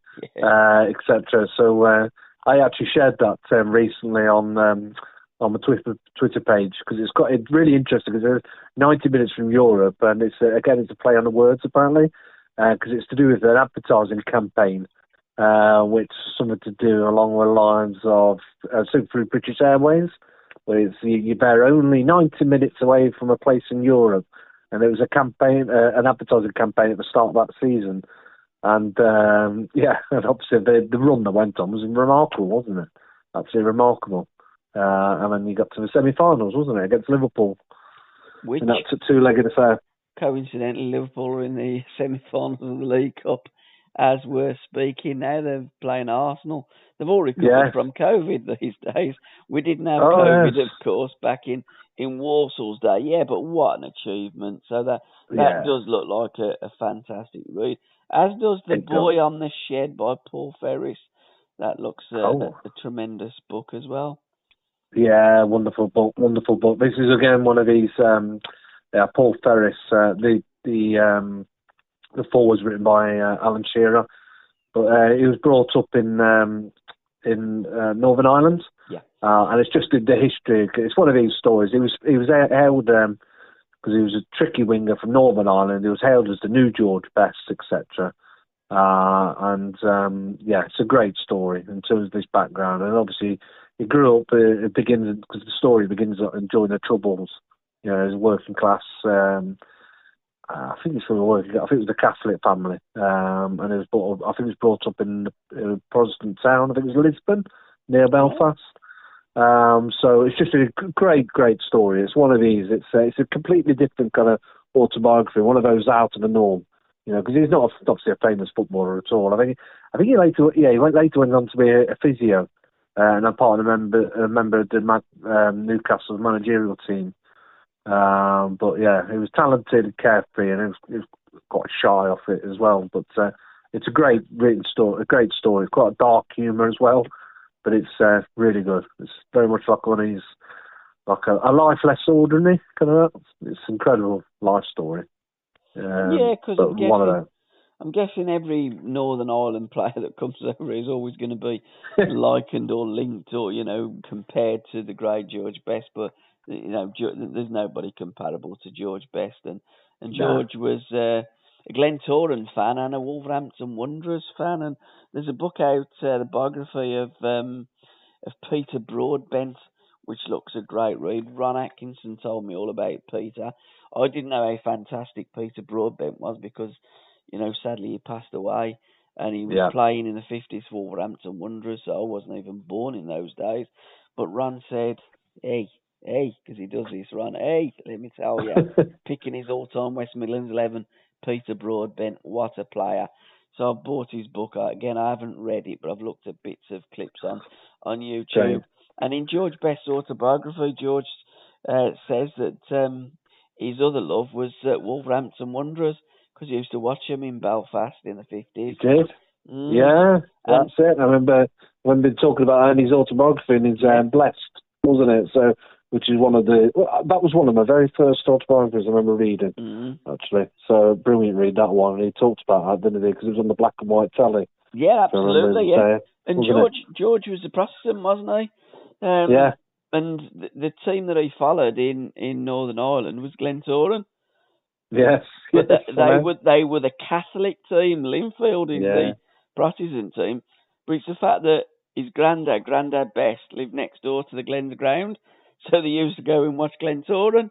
But and Wolverhampton Wanderers, and so Peter Broadbent, what a player. So if you get the chance to have a look at that book or have a look at the YouTube clips, what there is out there of Peter, what a player he must be. Sir Alex Ferguson also references him as one of his former idols as well. So that's a great recommendation from George Best and Alex Ferguson. Yeah, absolutely. There's another one coming out, a guy that's obviously from the area as well. It's coming out next month, or maybe March. It's Sammy McElroy. His autobiography of him called The Last Busby Babe. I think it's written with Wayne Barton. So Wayne Barton's a prolific writer.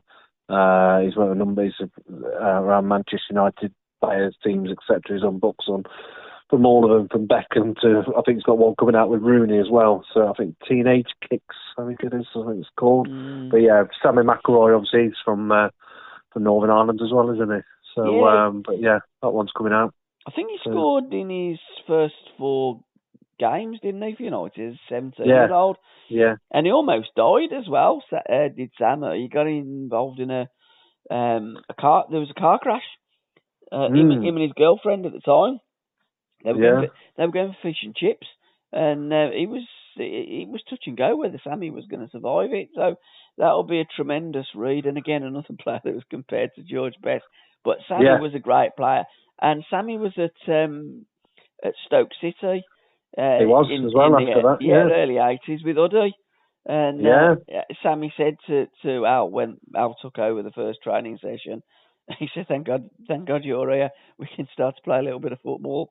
But Uddy said, "Sammy, what a great lad, what a great player." Super Sam. Yeah, absolutely. Yeah. So that's going to be another book that I shall be getting. And you're right, Wayne's wrote so many of those United books. A prolific writer, as is Roy Cavanagh, my mate Roy Cavanagh, that writes with Colin Abbott some fantastic books on Manchester United.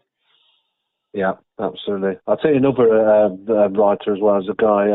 One I wanted to mention, I put on my recommended reads this month on the newsletter is Duncan Hamilton. Yes. And his book, the one that sticks out, is Provided You Don't Kiss Me. 20 Years with Brian Clough. And I don't know if there's something. If you take anywhere away from listening to this podcast, go and buy that book. Go and read that book. It's incredible. Absolutely incredible. Well, for Brian Clough, anyway, anything written about him is incredible. The fact that this book, though, it's because he was obviously with him for the period of all the ups and downs, etc. It's incredible insight into him, and his writing about it is incredible as well. Some of it's really quite sad when he's going into his alcoholism, towards the end, etc. It's quite dark humour as well, though. There's parts of it's quite humorous as well. It's a fascinating portrait of his career, and there's a bit actually at the back of the book which I'm going to pick out, which I think sums it up in many ways. He says here, Brian's personality, his charm, his generosity, his eloquence, his eccentric streak, it was like a gravitational field. The pull was too much to resist. Have you ever experienced these unpleasant moments? He had a temper, the occasional insensitivity, the sad, angry consequences of his drinking. He tolerated, ignored, and merely forgiven because of his genius. And this line I love. He says, "Working with Brian was like playing with lighted matches in a firework factory." It was just, it's explosive. But watching him, and it's just, it brings it to life. Brian Clough is just one of them, isn't it? But this is, it's one of my definite all-time favourites. So, and John Motson, he's got on the front, one of the best football books I've ever read. So, great book. Just the whole from the highs and lows from the European Cup triumph to those sad days at the end as well. And I definitely, like for example, Hillsborough definitely had an effect on him. And one way I know he said some things that were a bit infounded in terms of what at the time, not understanding exactly what happened, that day, etc. But no, cracking book, really good book. So I recommend that. There's not enough books about Brian Clough. I've got quite a few of them. You can't beat a Brian Clough story. And, can't. Yeah. The great Jonathan Wilson's got another great one as well. He's done a biography as well. So nobody says thank you, isn't it? That's it. Yeah. Nobody ever says thank you. Great book. Great cover actually. Yeah. It's got him with cigarettes in there, black and white. I've read the first couple of pages of that, by the way. Did you? Good start. A few pages of different. It's a really big book as well. That is. It's a fantastic book. Alan Hinton, one of the players that played for Brian in the Derby Triumph days, and he's got a book out, Triumph and Tragedy, the Alan Hinton story. And Alan went over into management in America, and Tulsa, I think he started his managerial career, if memory serves me right, and then went on to manage Seattle Sounders. Excellent, yeah. He was involved with football for a hell of a long time, wasn't he? So, what a winger he was as well, by the way. Yeah, at Derby, the baseball grounds. I mean, there was him and Alan Ball that wore the white boots, didn't they? Yes, that's it. Yeah, famous for it, wasn't he? So, I've not seen that. I've seen it. It came out fairly. I think it came out last year, didn't it? Yes, Triumph and Tragedy. Yeah, I've not seen anything really that's promoted it. I don't know who's published it. I tried to have a look the other day, but there wasn't that much information. And I thought, I think it might have been like a local. There's a lot of great as well, great local publishers, smaller publishing companies that probably came out from them. But no, fascinating story, I'm sure. So, and again, he went to, like you said, over to America as well, didn't he? Yeah. So it was in that. I think of the book I've just read very recently, the Mackay, Dave Mackay. Dave Mackay, yes. I forgot his first name for a second then. Yeah, Football's Braveheart, Dave Mackay. So it's an extraordinary story as well, written by Mike Donovan, the author of his biography. And what a man he was. What a career. And so, but he played alongside, didn't he, Alan Hinton, for a period. Yeah. Yeah. Yeah, they both played in that Derby team. He broke both his legs, didn't he, Dave Mackay? Yes, he was quite a character, wasn't he? Hard as nails, wasn't he, Mackay? Yeah. I mean, there's that lovely picture that you can Google it. It's a verb almost now, isn't it, Google? It's a search engine and a verb. Just Google it.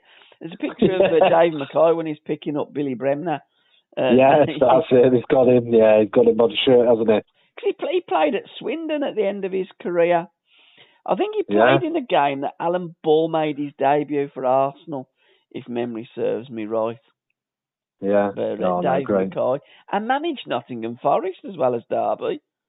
Yeah, absolutely. Yeah, he managed quite a few little clubs. He was also for a period at Walsall, we've mentioned earlier on. Yeah, he managed my little club as well, Birmingham. Yeah, that's it. Yeah, he did that, and then so I'm now coming back to remind myself because he then went over to Qatar.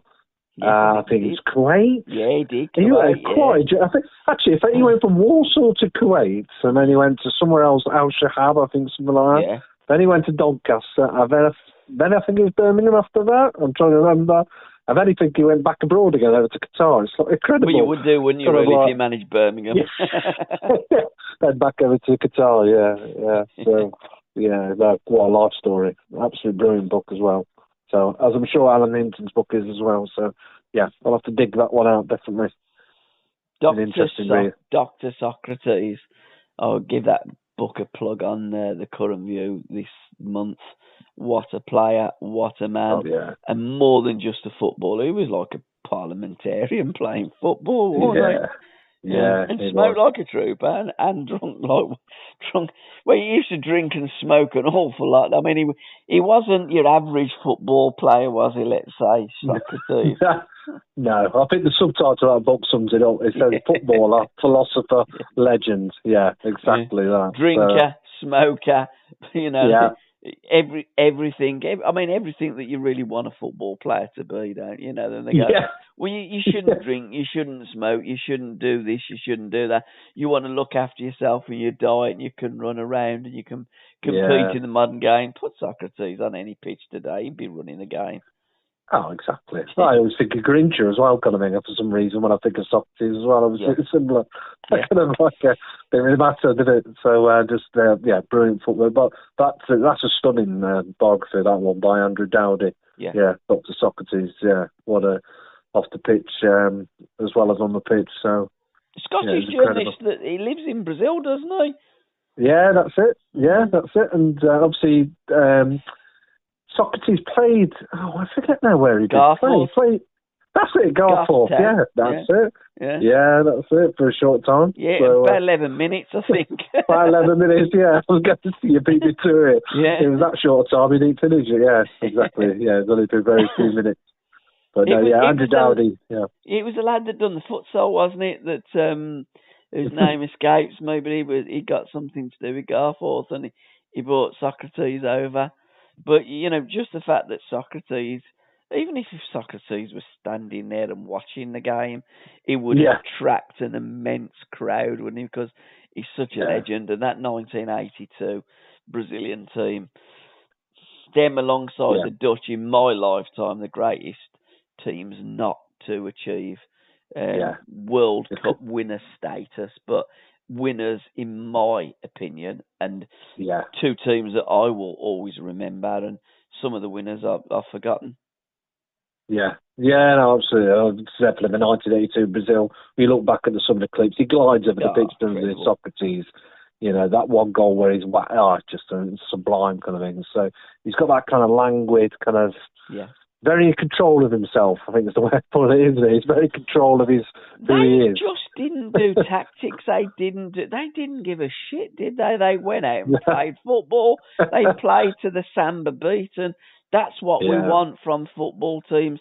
That's what makes us turn up, pay our money, or tune in and watch them, because we know that they are the producers of magic, where other teams just turn up and play football and make us rather bored and turn off. But that Brazilian team were just different class. They were fantastic. And if they really had a central striker that could score goals, they probably would have won it. I think it was Serginho, wasn't it, if memory serves me right, in that World Cup. Yeah, that's it. Yeah, he was the weakest player, wasn't he? Yeah, he was a big lump up front, wasn't he? Yeah. But he still scored a couple, didn't he? Of course, in that tournament. But well, to be honest, I think if you and I would have been up front for Brazil, would have probably scored a couple. If you got the likes of Zico and what have you providing you, exactly. I know, absolutely phenomenal, isn't it? So, and again, it's one of those classic stories that no one really remembers the winners. In fact, in that book that I said at the very outset of this goal, where it's the portrait of the interviews for the goal scorers from the FIFA World Cup. Yeah. There's an interview here with Tardelli, who scores that winner in the final. Yeah. But obviously you remember his celebration, if you remember his celebration. That's it. He talks about it in here. It's quite interesting. I'm just coming back to that, actually. Let me just get it here.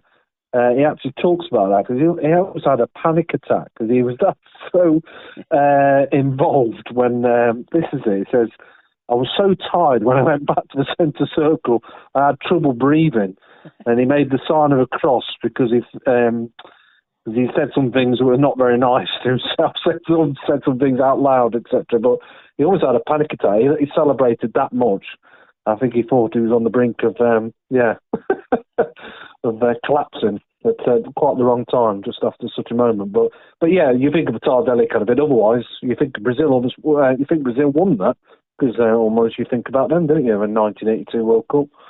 So I think about Battiston and Schumacher as well in that World Cup, because that was a World Cup where Schumacher come off his line and absolutely decapitated him, didn't he? Yeah, absolutely. No, absolutely great. Yeah, great stories. Yeah, French were great celebration as well in that 82. They were. I think the French and the Brazilians, that would have been the final. France versus Brazil for me. Yeah, and neither made it, did they? No, it was Germany, wasn't it, in the final? Italy, Germany. Yeah. It's incredible, really, isn't it? And in the Bernabeu at Madrid, obviously where the final was played. Yeah. So what else have you got for us, sir? Well, we're reminiscing further back. So coming out in this month in January, there's been a couple of books that's already come out, but I think we touched on it last time. I'm looking forward to the book coming out. It's the Monday. It's coming out next week. It's the Eddie Hapgood football. It looks a really extraordinary kind of story, because it's written by his daughter Lynn Hapgood, which gives it an interesting aspect. But when I did a bit of research into his life, kind of thing, it's such an incredible backstory, really, because he left school and he worked as a milkman, and then I think he was offered. I didn't note down here. He was offered about £8 a week to go and sign for, I think it might have been Bristol Rovers, but he turned it down. So he went to sign for Kettering Town.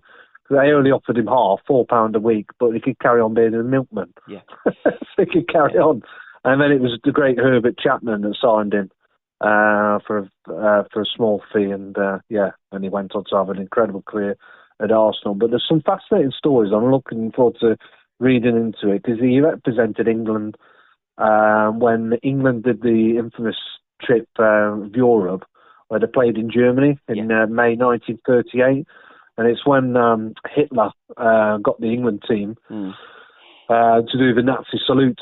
There's a famous photo there, and Eddie Hapgood, there's a bit I was reading, he was very much, let's say, he was quite a respectable kind of guy, but he made it very clear to the official that came into the changing room before the game to say that you need to do the Nazi salute. He says, I'm not doing that. He says, you could put out where the sun don't shine, when he was talking about his finger. but eventually they did have to do it because I think Sir Neville Chamberlain, he was the British ambassador involved at the time, and got them to they had to do the salute, etc. But it was that's just part. He was involved in that, and he was quite a figure really in the public as well. So cracking book. I'm looking forward to that one. So again, it's just a name that I'd certainly not known of, but I'd vaguely heard of the name from the 1930s, etc. So, but it'd be fascinating, and the fact it's written by his daughter, Gabbie, sounds fascinating stuff. And this is the thing that people writing books, it brings the player back to life if they've passed away, and we can read about players that done magnificent things in the 40s, the 30s, the 20s, the turn of the century. Because as you alluded to earlier, it wasn't Sky that invented football in 92. We did play football before 1992. But you wouldn't think so if you was listening to the commentators these days or the different various TV shows. And Sky, when they are rerunning anything, they will never go back before 1992. So it always makes me cringe. I think it might have been in the story of the First Division, the book I was talking about earlier. I'm trying to think which book it was, but it made a great point when I hate when they say on Sky that he's someone's just breaking the record for the most goals scored in Premier League history. Yeah. Or, I don't know, the most successful team in Premier League history. As if football started 30 years ago. So, but it's the downside, isn't it? It's pathetic. So, it started off well. It started for the right reasons, didn't it? Because football was in a bit of a bad state, let's say, after, but when Rupert Murdoch and all that got involved, it took it on a slippery slope, and money's just taken over, hasn't it? So, absolutely. They don't get me started. It's just, when you watch Sky, it's like even watching the FA Cup. It was nice to see Sky not being involved in some way at the weekend just gone, but even then, so, I mean, I do like Sky. I think they've done some great things for football, but I think there's always that do think that they invented the game, and I would love them to see more, produce more historic content in their programs, because they should never forget where football was started. Exactly, and they are the broadcasters that could. I mean, BT, for instance, do a hell of a lot of documentaries in football of players of yesteryear. BT do go back historically and do documentaries, but Sky tend to just stick in the 1992 onwards. But they do well to follow the ITV. Is it ITV4? They do the big match revisited. Yeah, absolutely. So Sky would do well to do something like that, because that's brilliant when you watch that back. They do revisit games, but it's from 1992 onwards. Yeah. Don't they? You look at it, Yes, I know, exactly. So I don't think that leopard is ever going to change its spots, but there you go, we can live in hope. And the next book I'll talk about, actually coming out again this month, it's called Rise Together, and it's about Coventry City under Mark Robbins. And it's kind of a link a little bit to what we're talking about, because they really did sink to the levels. They had that great time in the heyday of 1987, which is an FA Cup final that sticks out for me as a memory as a child. Definitely as that's when it was an all-day event, wasn't it, the FA Cup final day, but that final was incredible, wasn't it? I think Keith Outram, Keith Outram diving header, which is incredible. It wasn't the winning goal, was it? I think it was. Can't remember if I'm honest. Yeah, I think it made it 2-1. I think it was. It was 3-2 at the end, wasn't it? Yeah, 3-2 in the end. Yeah, Coventry won it. But so we had that there, and then the decade after it, they had a churn of managers, and obviously then moved out of Highfield Road, which was a bit of a not the most glorious looking of stadiums, but a bit similar to baseball ground, but an incredible kind of warmth to it, etc. And obviously they moved to the Ricoh Arena, and they went through all the troubles they've gone through. But this book talks about, and he, backed by the fan base, desperate for success, he took over in 2017, Mark Robbins, and now look at him. They've done well, haven't they? He got victory in the 2018 League Two final, then the League One title in 2020, And now they're doing too. I can't think exactly where they are in the championship, but I don't think they're doing too bad, are they? I'd say off the top of my head, about 8th. Yeah. They were in the playoff places. They've just fallen off of late. They've had a couple of bad results, but what a job Mark Robbins has done. Yeah, absolutely. Yeah. You know, I mean, he's a manager that's won more games at St Andrews than any other manager in recent history. Yeah. So no, it looks really good. Written by a guy called Adam Sloman, who's a long-suffering Coventry City supporter. So one interesting thing. I was reading this. It's interesting when they talk about the author. His first book was the history of the Peugeot 205. Blimey. And I was thinking, is this some kind of an interesting title, for a football player or something like a football book? But I looked. It is actually the history of the Peugeot 205, the complete history. He's not missed anything out. He's done the complete history of the production from 1983 to 1999. And what was interesting, I looked at the front cover. It's actually a picture of my first ever car. Peugeot. I never realised it was a Peugeot 205 until I saw the picture and reminded me. So anyway, I'm going slightly off the script, but that was his first ever book. So maybe I should buy that book as well. But there you go. So that'll be interesting to look out for next month. And there's a number of others. So it's obviously straight into the year. Looks quite interesting, such as there's one about the O'Leary years. So David O'Leary, the Leeds United team of recent years, the boom and bust.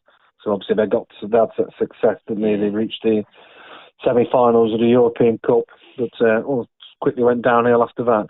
So after a few years, Dale was the chairman, wasn't he, in them days? Well, that's it. Yeah.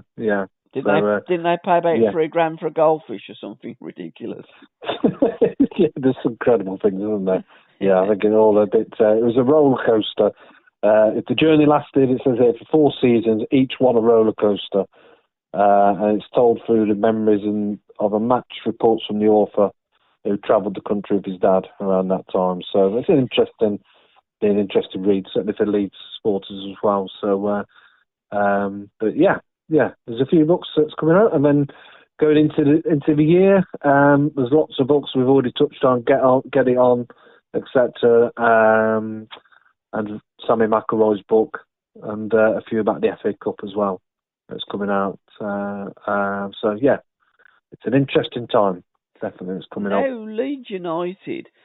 I remember them being on trial, not the football club, but Woodgate and Bowyer. They had a trouble, didn't they, with an Asian lad.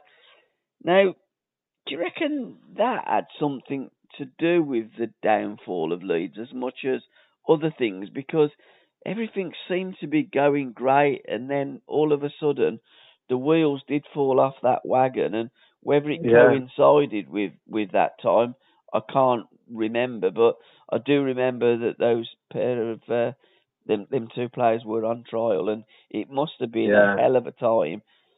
Yeah.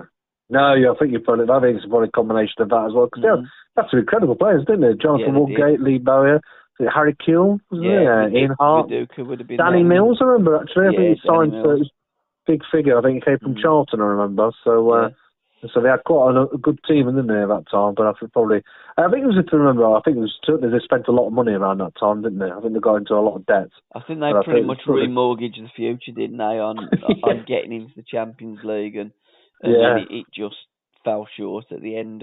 And of course, if you're using your budget from seasons in the future and you don't deliver, then you're in trouble. And I think that an amalgam of a different factors resulted in Liverpool. I'm watching Liverpool here with the sound there. Leeds United's demise, but it looks as though it's going to be a good book. He went and managed Villa, didn't he, after David O'Leary? The one thing that I remember of David O'Leary, I don't know if he used to say the same at Leeds United, but he was always moaning that he got a small squad at Aston Villa.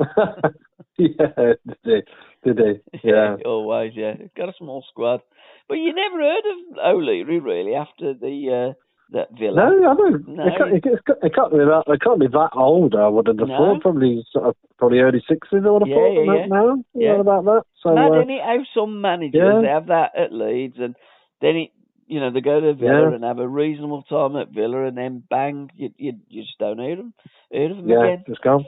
Yeah, I think there's another book, just to segue into that, is talking about Leeds. It comes out in March. It's about they've transformed it under Marcello Bielsa. There's a book coming out, The Foundation of Success at Leeds United. So it's written by his interpreter, a gentleman called, I'm assuming it's a gentleman, Salim Lamrini. So it was his right-hand man in his first season of charge at Leeds United. So well, you better worry up. Yeah, yes, Way things are going at Leeds. I know, but what he's done to get them where they are, though, is pretty credible, isn't it? So, they are very much, How long do you get in the Premier League these days? I mean, you look at Nuno had a dream. That was another book, wasn't it? And that dream ended up being a nightmare. And then he moved to Tottenham. And will Nuno get another job in British football? Who knows? Again, fine margins. It is, absolutely. Yeah. So Newcastle United will come down and they'll go back up with all these millions of money they've got, isn't it? The way football is nowadays. So, you look at 25 million for Chris Wood. If Steve Bruce would have done that, they'd have been going balmy. Bruce out, but football is just a crazy game. What other books have you got for us? Have you got any more recommendations with books coming out this year? So there's one that I've read recently called More Than a Game, and this is it's written by a guy called Mark Gregory. He's a Stoke City fan, a lifelong Stoke City fan. He's an economist for Ernst & Young, chief economist, and it's an interesting book where he basically talks, because it's kind of linked to what we're talking about the Premier League, but he talks about he takes a top to bottom look at the England national game from one of the UK's leading business economists, and just talk about the money in football, etc., and how it's run, and some of the interesting facts that come out of it. It was just talking a little bit about the Premier League. Is that prior to the Premier League, 50% of TV income, so half of TV income, was shared across the whole of the football pyramid. Absolutely. Today it's less than 15%. Yeah, no. Less than 15%, 1-5. So I don't know what the right level is, but it's incredible turnaround, isn't it? Well, this is what happened with the Premier League when they broke away from the Football League, because they wanted the lion's share of the TV money. They're just a greedy load of bastards. And then when they have this Super League that come about, the Premier League were jumping up and down saying, that's immoral. You've took the words right out of my mouth, because he says here, it's more of a surprise that it took so long for that to come up, actually, Project Big Picture, wasn't it, in the European Super League, because there's so much focus now on, they prioritise the foreign markets, don't they, over domestic, certainly in terms of team. They're more interested about the people watching it in Thailand, etc., than they are the ones that's watching it in the stands at Old Trafford, etc. And I'm amazed, really, still now, and people have even forgot. It's only just a year, last year or the year before, at least, track with COVID, but there was the uproar, with Manchester United, Liverpool, and Arsenal, Chelsea. We've kind of forgiven them, and we've just moved on, haven't we? But they've just got away with it, haven't they? So I'm sure it'll come back round again. But this book, because it's really easy to read as well, being an economist. I thought, this is going to be a bit of a tricky read, etc. for me. I like something that's nice and easy, but it's not. It's really easy to read, and it's really interesting, and just talks about the fantastic work like the Football Supporters Association does, which My Football Books is a member of. But even the games, they're the game's largest stakeholder group, but they have no say in the running of football. So the fan-led review of governance, I don't know what's ever happened since that. If you remember, it was even talked about in the Houses of Parliament, wasn't it, when the furore about the Super League happens. But I've not heard anything really since. So, but it's a really good book, and it's just talking about really how football can save itself, really. They talk about the model in Germany where you've got a certain sense that the fans own the club, don't they? Yeah. and it seems to have worked there, kind of thing. But something will have to change, I think, at some point. But before it's, well, I don't really know. It's just going down a slippery slope in many ways. It might sound like I don't enjoy the football. I do enjoy watching the football, etc. But there's some things that just rub against it, don't it? The way things are going. But there's that book, and one that's just come out very recently. One I'll mention is "Show Me the Way to Plough Lane," which is written by Gary Jordan. Really good author. I read his first, I think it's his first book, was on about the 1982, going back to that, the England team, which was a great book, Out of the Shadows, which reminds me, actually, because you often forget in that 1982 book, England, it's incredible, really, when you think about it. They never lost in that tournament. Never They didn't lose a game. Drew 0-0 against Spain last game, wasn't it? Yeah, that's it. So, but that was a really good book, Out of the Shadows, and it talks about because it was Ron Greenwood, of course, wasn't it, the manager, and how it was gradually turning after a little bit of it. The England team weren't exactly pulled up trees, were they, for the years before, and obviously 1986 and etc. But this is the book. He's very much a Wimbledon fan, and this is Show Me the Way to Plough Lane. It's the ultimate story of football fan power. So it's about how Wimbledon reclaimed the football club and came back into the heart of the community. So when you think of Wimbledon, what a incredible story that was, in terms of the late 70s. They were playing non-league football, and then within 10 years they were beating Liverpool in the 1988 Cup final. It was incredible, really, over such a short period. And obviously we all know what happened, where they then moved up to Milton Keynes, etc. So this book is about how the community got together. Obviously, the AFC Wimbledon now, and have now since moved back. The ground, you probably know this, but the ground, I think it's about 250 yards from where Plough Lane is originally. It's now on the site of where the Wimbledon Greyhound Stadium is, the new stadium they've got there, which looks a fabulous little stadium. I think it's about just under 10,000. So, but yeah, it's quite an emotive book because of the story, etc. Reclaiming your, I think it's one of these. It's very much goes it back to, for a lot of people, football means so much more, doesn't it? And it is the community, and this is what this book is very much about. How the fans took back control, really, from absence for almost 30 years, etc. And got back to Plough Lane. So yeah, a remarkable story. So certainly one not just for Wimbledon fans, but football fans in general, really. So that's one that I haven't started yet, but I look forward to reading it, definitely. And going back to England in the previous decade, had we had decent management and managers played the better players, then England would have progressed, and 82 would have been a tournament that we would have been going into possibly as world champions, rather than the first tournament that we qualified since 1970. Well, no, it was the first time England had ever qualified, wasn't it? 66, of course, we won it, played it out. Of course. 70, we were the holders. The holders, before 60, 62, Chile, we were out there in Chile. So we would have qualified for the Chile. But I think that was through the home internationals, wasn't it? I don't think we had World Cup qualification groups like we do these days. It was largely through the home internationals. If you won the home internationals, you qualified for the World Cup.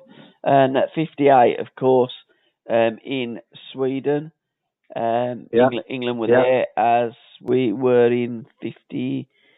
Did we qualify in 54? Brazil, Belo Horizonte. Can't recall. No, off the top of my head. Belo Horizonte. We got beat by America, didn't we, in 50? So I think that was the first one, wasn't it? 50. Previously, England, we wouldn't go to the World Cups. We certainly didn't qualify. Didn't compete in the early World Cups. 1930s, etc. When Uruguay were the international flavour, weren't they? So they won it a couple of times, didn't they? In 30 and 38, I think it was, wasn't it? So France won it in 30. France won it in 38. Was it France 30? Right. Yeah. Italy won it in 38. It was in France in 38. Italy won it in 30. I think Italy won it in 34 and 38, didn't they? Uruguay being the first ones. Yeah. Then 38, we didn't have the World Cup because of the war.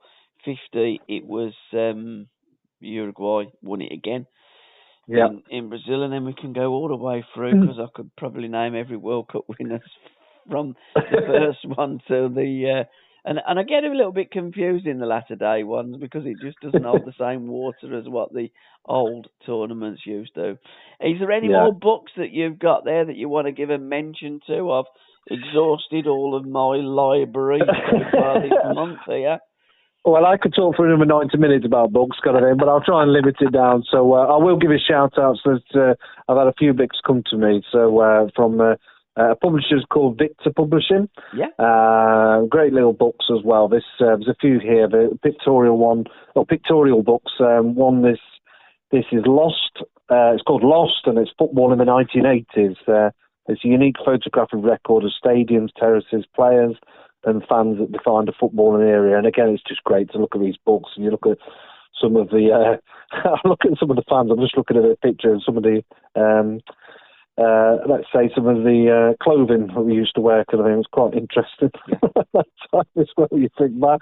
But just looking at obviously you got the standing terraces, etc. as well, and quite a dilapidated looking in stadiums. For example, you got Main Road. I look at a picture here. What a ground that was. So what an area that was to go around there, around Moss Side. You didn't stay around for long after the game, certainly. But yeah, so really good book. And there's a couple of us from the same publishing company called the Non-League Ground Hoppers Diary. Right. And it's Alan Burge, and it's edited by Phil Brennan. And again, it's just taking you a trip through some of the clubs in the non-league, which is always really interesting. There's a lot of, obviously, fans. We always talk about the Premier League, etc. But there's so many of these clubs, and this I've got volume 2 here, which you'll know of lots of these teams in the local area. So from where you've got Spalding, you've got Corby Town, Grantham, Brentwood, Winstable, Gloucester City, etc. And then there's a volume 3 copy as well, which goes sort of check around more of them. But it's a lovely picture, and it's basically there's a lot of ground hoppers out there that love to go from ground to ground, picking up programs, etc. But and here you've got Nuneaton Town as well. So from the West Midlands, well, but not quite West Midlands, is it? Nuneaton, but East Midlands, isn't it? So, but great little books from that's Victor Publishing, and the Phil Brennan, which I think he runs Victor Publishing. He's involved in some. He's a big Stockport County fan. And one of the books he sent to me was Champions, which is Stockport County's type of triumphs and the people behind them. So just great in terms of successes of a club like Stockport County. They were recently on the telly, and it was a great match. I'm trying to think who they played at Edgeley Park. Yeah, they did. But it was a good game. Yeah, brilliant, wasn't it? Good game, wasn't it? Yeah, it was a cup match, a brilliant game. So I'm trying to think who they played. I'll come back to you probably after this. So, but no, some great little books from them. And then just one little shout out as well to Vertical Editions, because they sent me called Tony Curry, the one I mentioned earlier, and a few others as well. I read one of the best books I read last year was Paddy Kenny, the goalkeeper, called The Gloves Are Off. And I'm laughing just thinking about some of the stories he's got in here. He's a nutcase, wasn't he? And he talks about Neil Warnock as well, so it's a great insight, some cracking stories. And he really loves Neil Warnock, and you can understand reasons why as well. Because wherever he went, Paddy Kenny went with him, basically. He went to QPR, did he? And then Neil Warnock went to QPR straight after, and Kenny turns up, etc. He took him everywhere. But some of the stories he got involved with, basically, one of them involves him fighting with someone underneath a car. So I'll leave you with that image. It's just quite incredible, really. So, no, Vertical Editions, they're based in Sheffield. So they write a number of books on Sheffield United, Sheffield Wednesday as well. So, shout out to them. And the one last thing I will say is that last year I did an advent calendar. I did a countdown in December of the picks of 2021. So by all means, anyone look on the website, you'll see my recommended picks from last year as well. So hopefully that gives you some ideas in your next book to read And again, it just gives a flavour, as we've talked through this, to the range of stories out there, and through all the decades. Gabbie. Fantastic. Andy, thank you so much for your time, sir. Thank you all for listening. We will reconvene next month and we will talk about another load of football books. But in the meantime, look at Andy's Facebook and Twitter accounts and myfootballbooks.com. Subscribe to the website, get a free newsletter every month, and look at some of the fantastic publications that Andy promotes daily. Excellent. Thank you all, and happy reading. Yeah, I'll try and get off of page 105 for next month. We'll get there. We'll finish it this year, Gabbie. We'll be on it. So, excellent. So certain. Cheers, pal. Till next all time. All the best. Take care. Bye-bye. Bye-bye. Bye-bye. Bye-bye.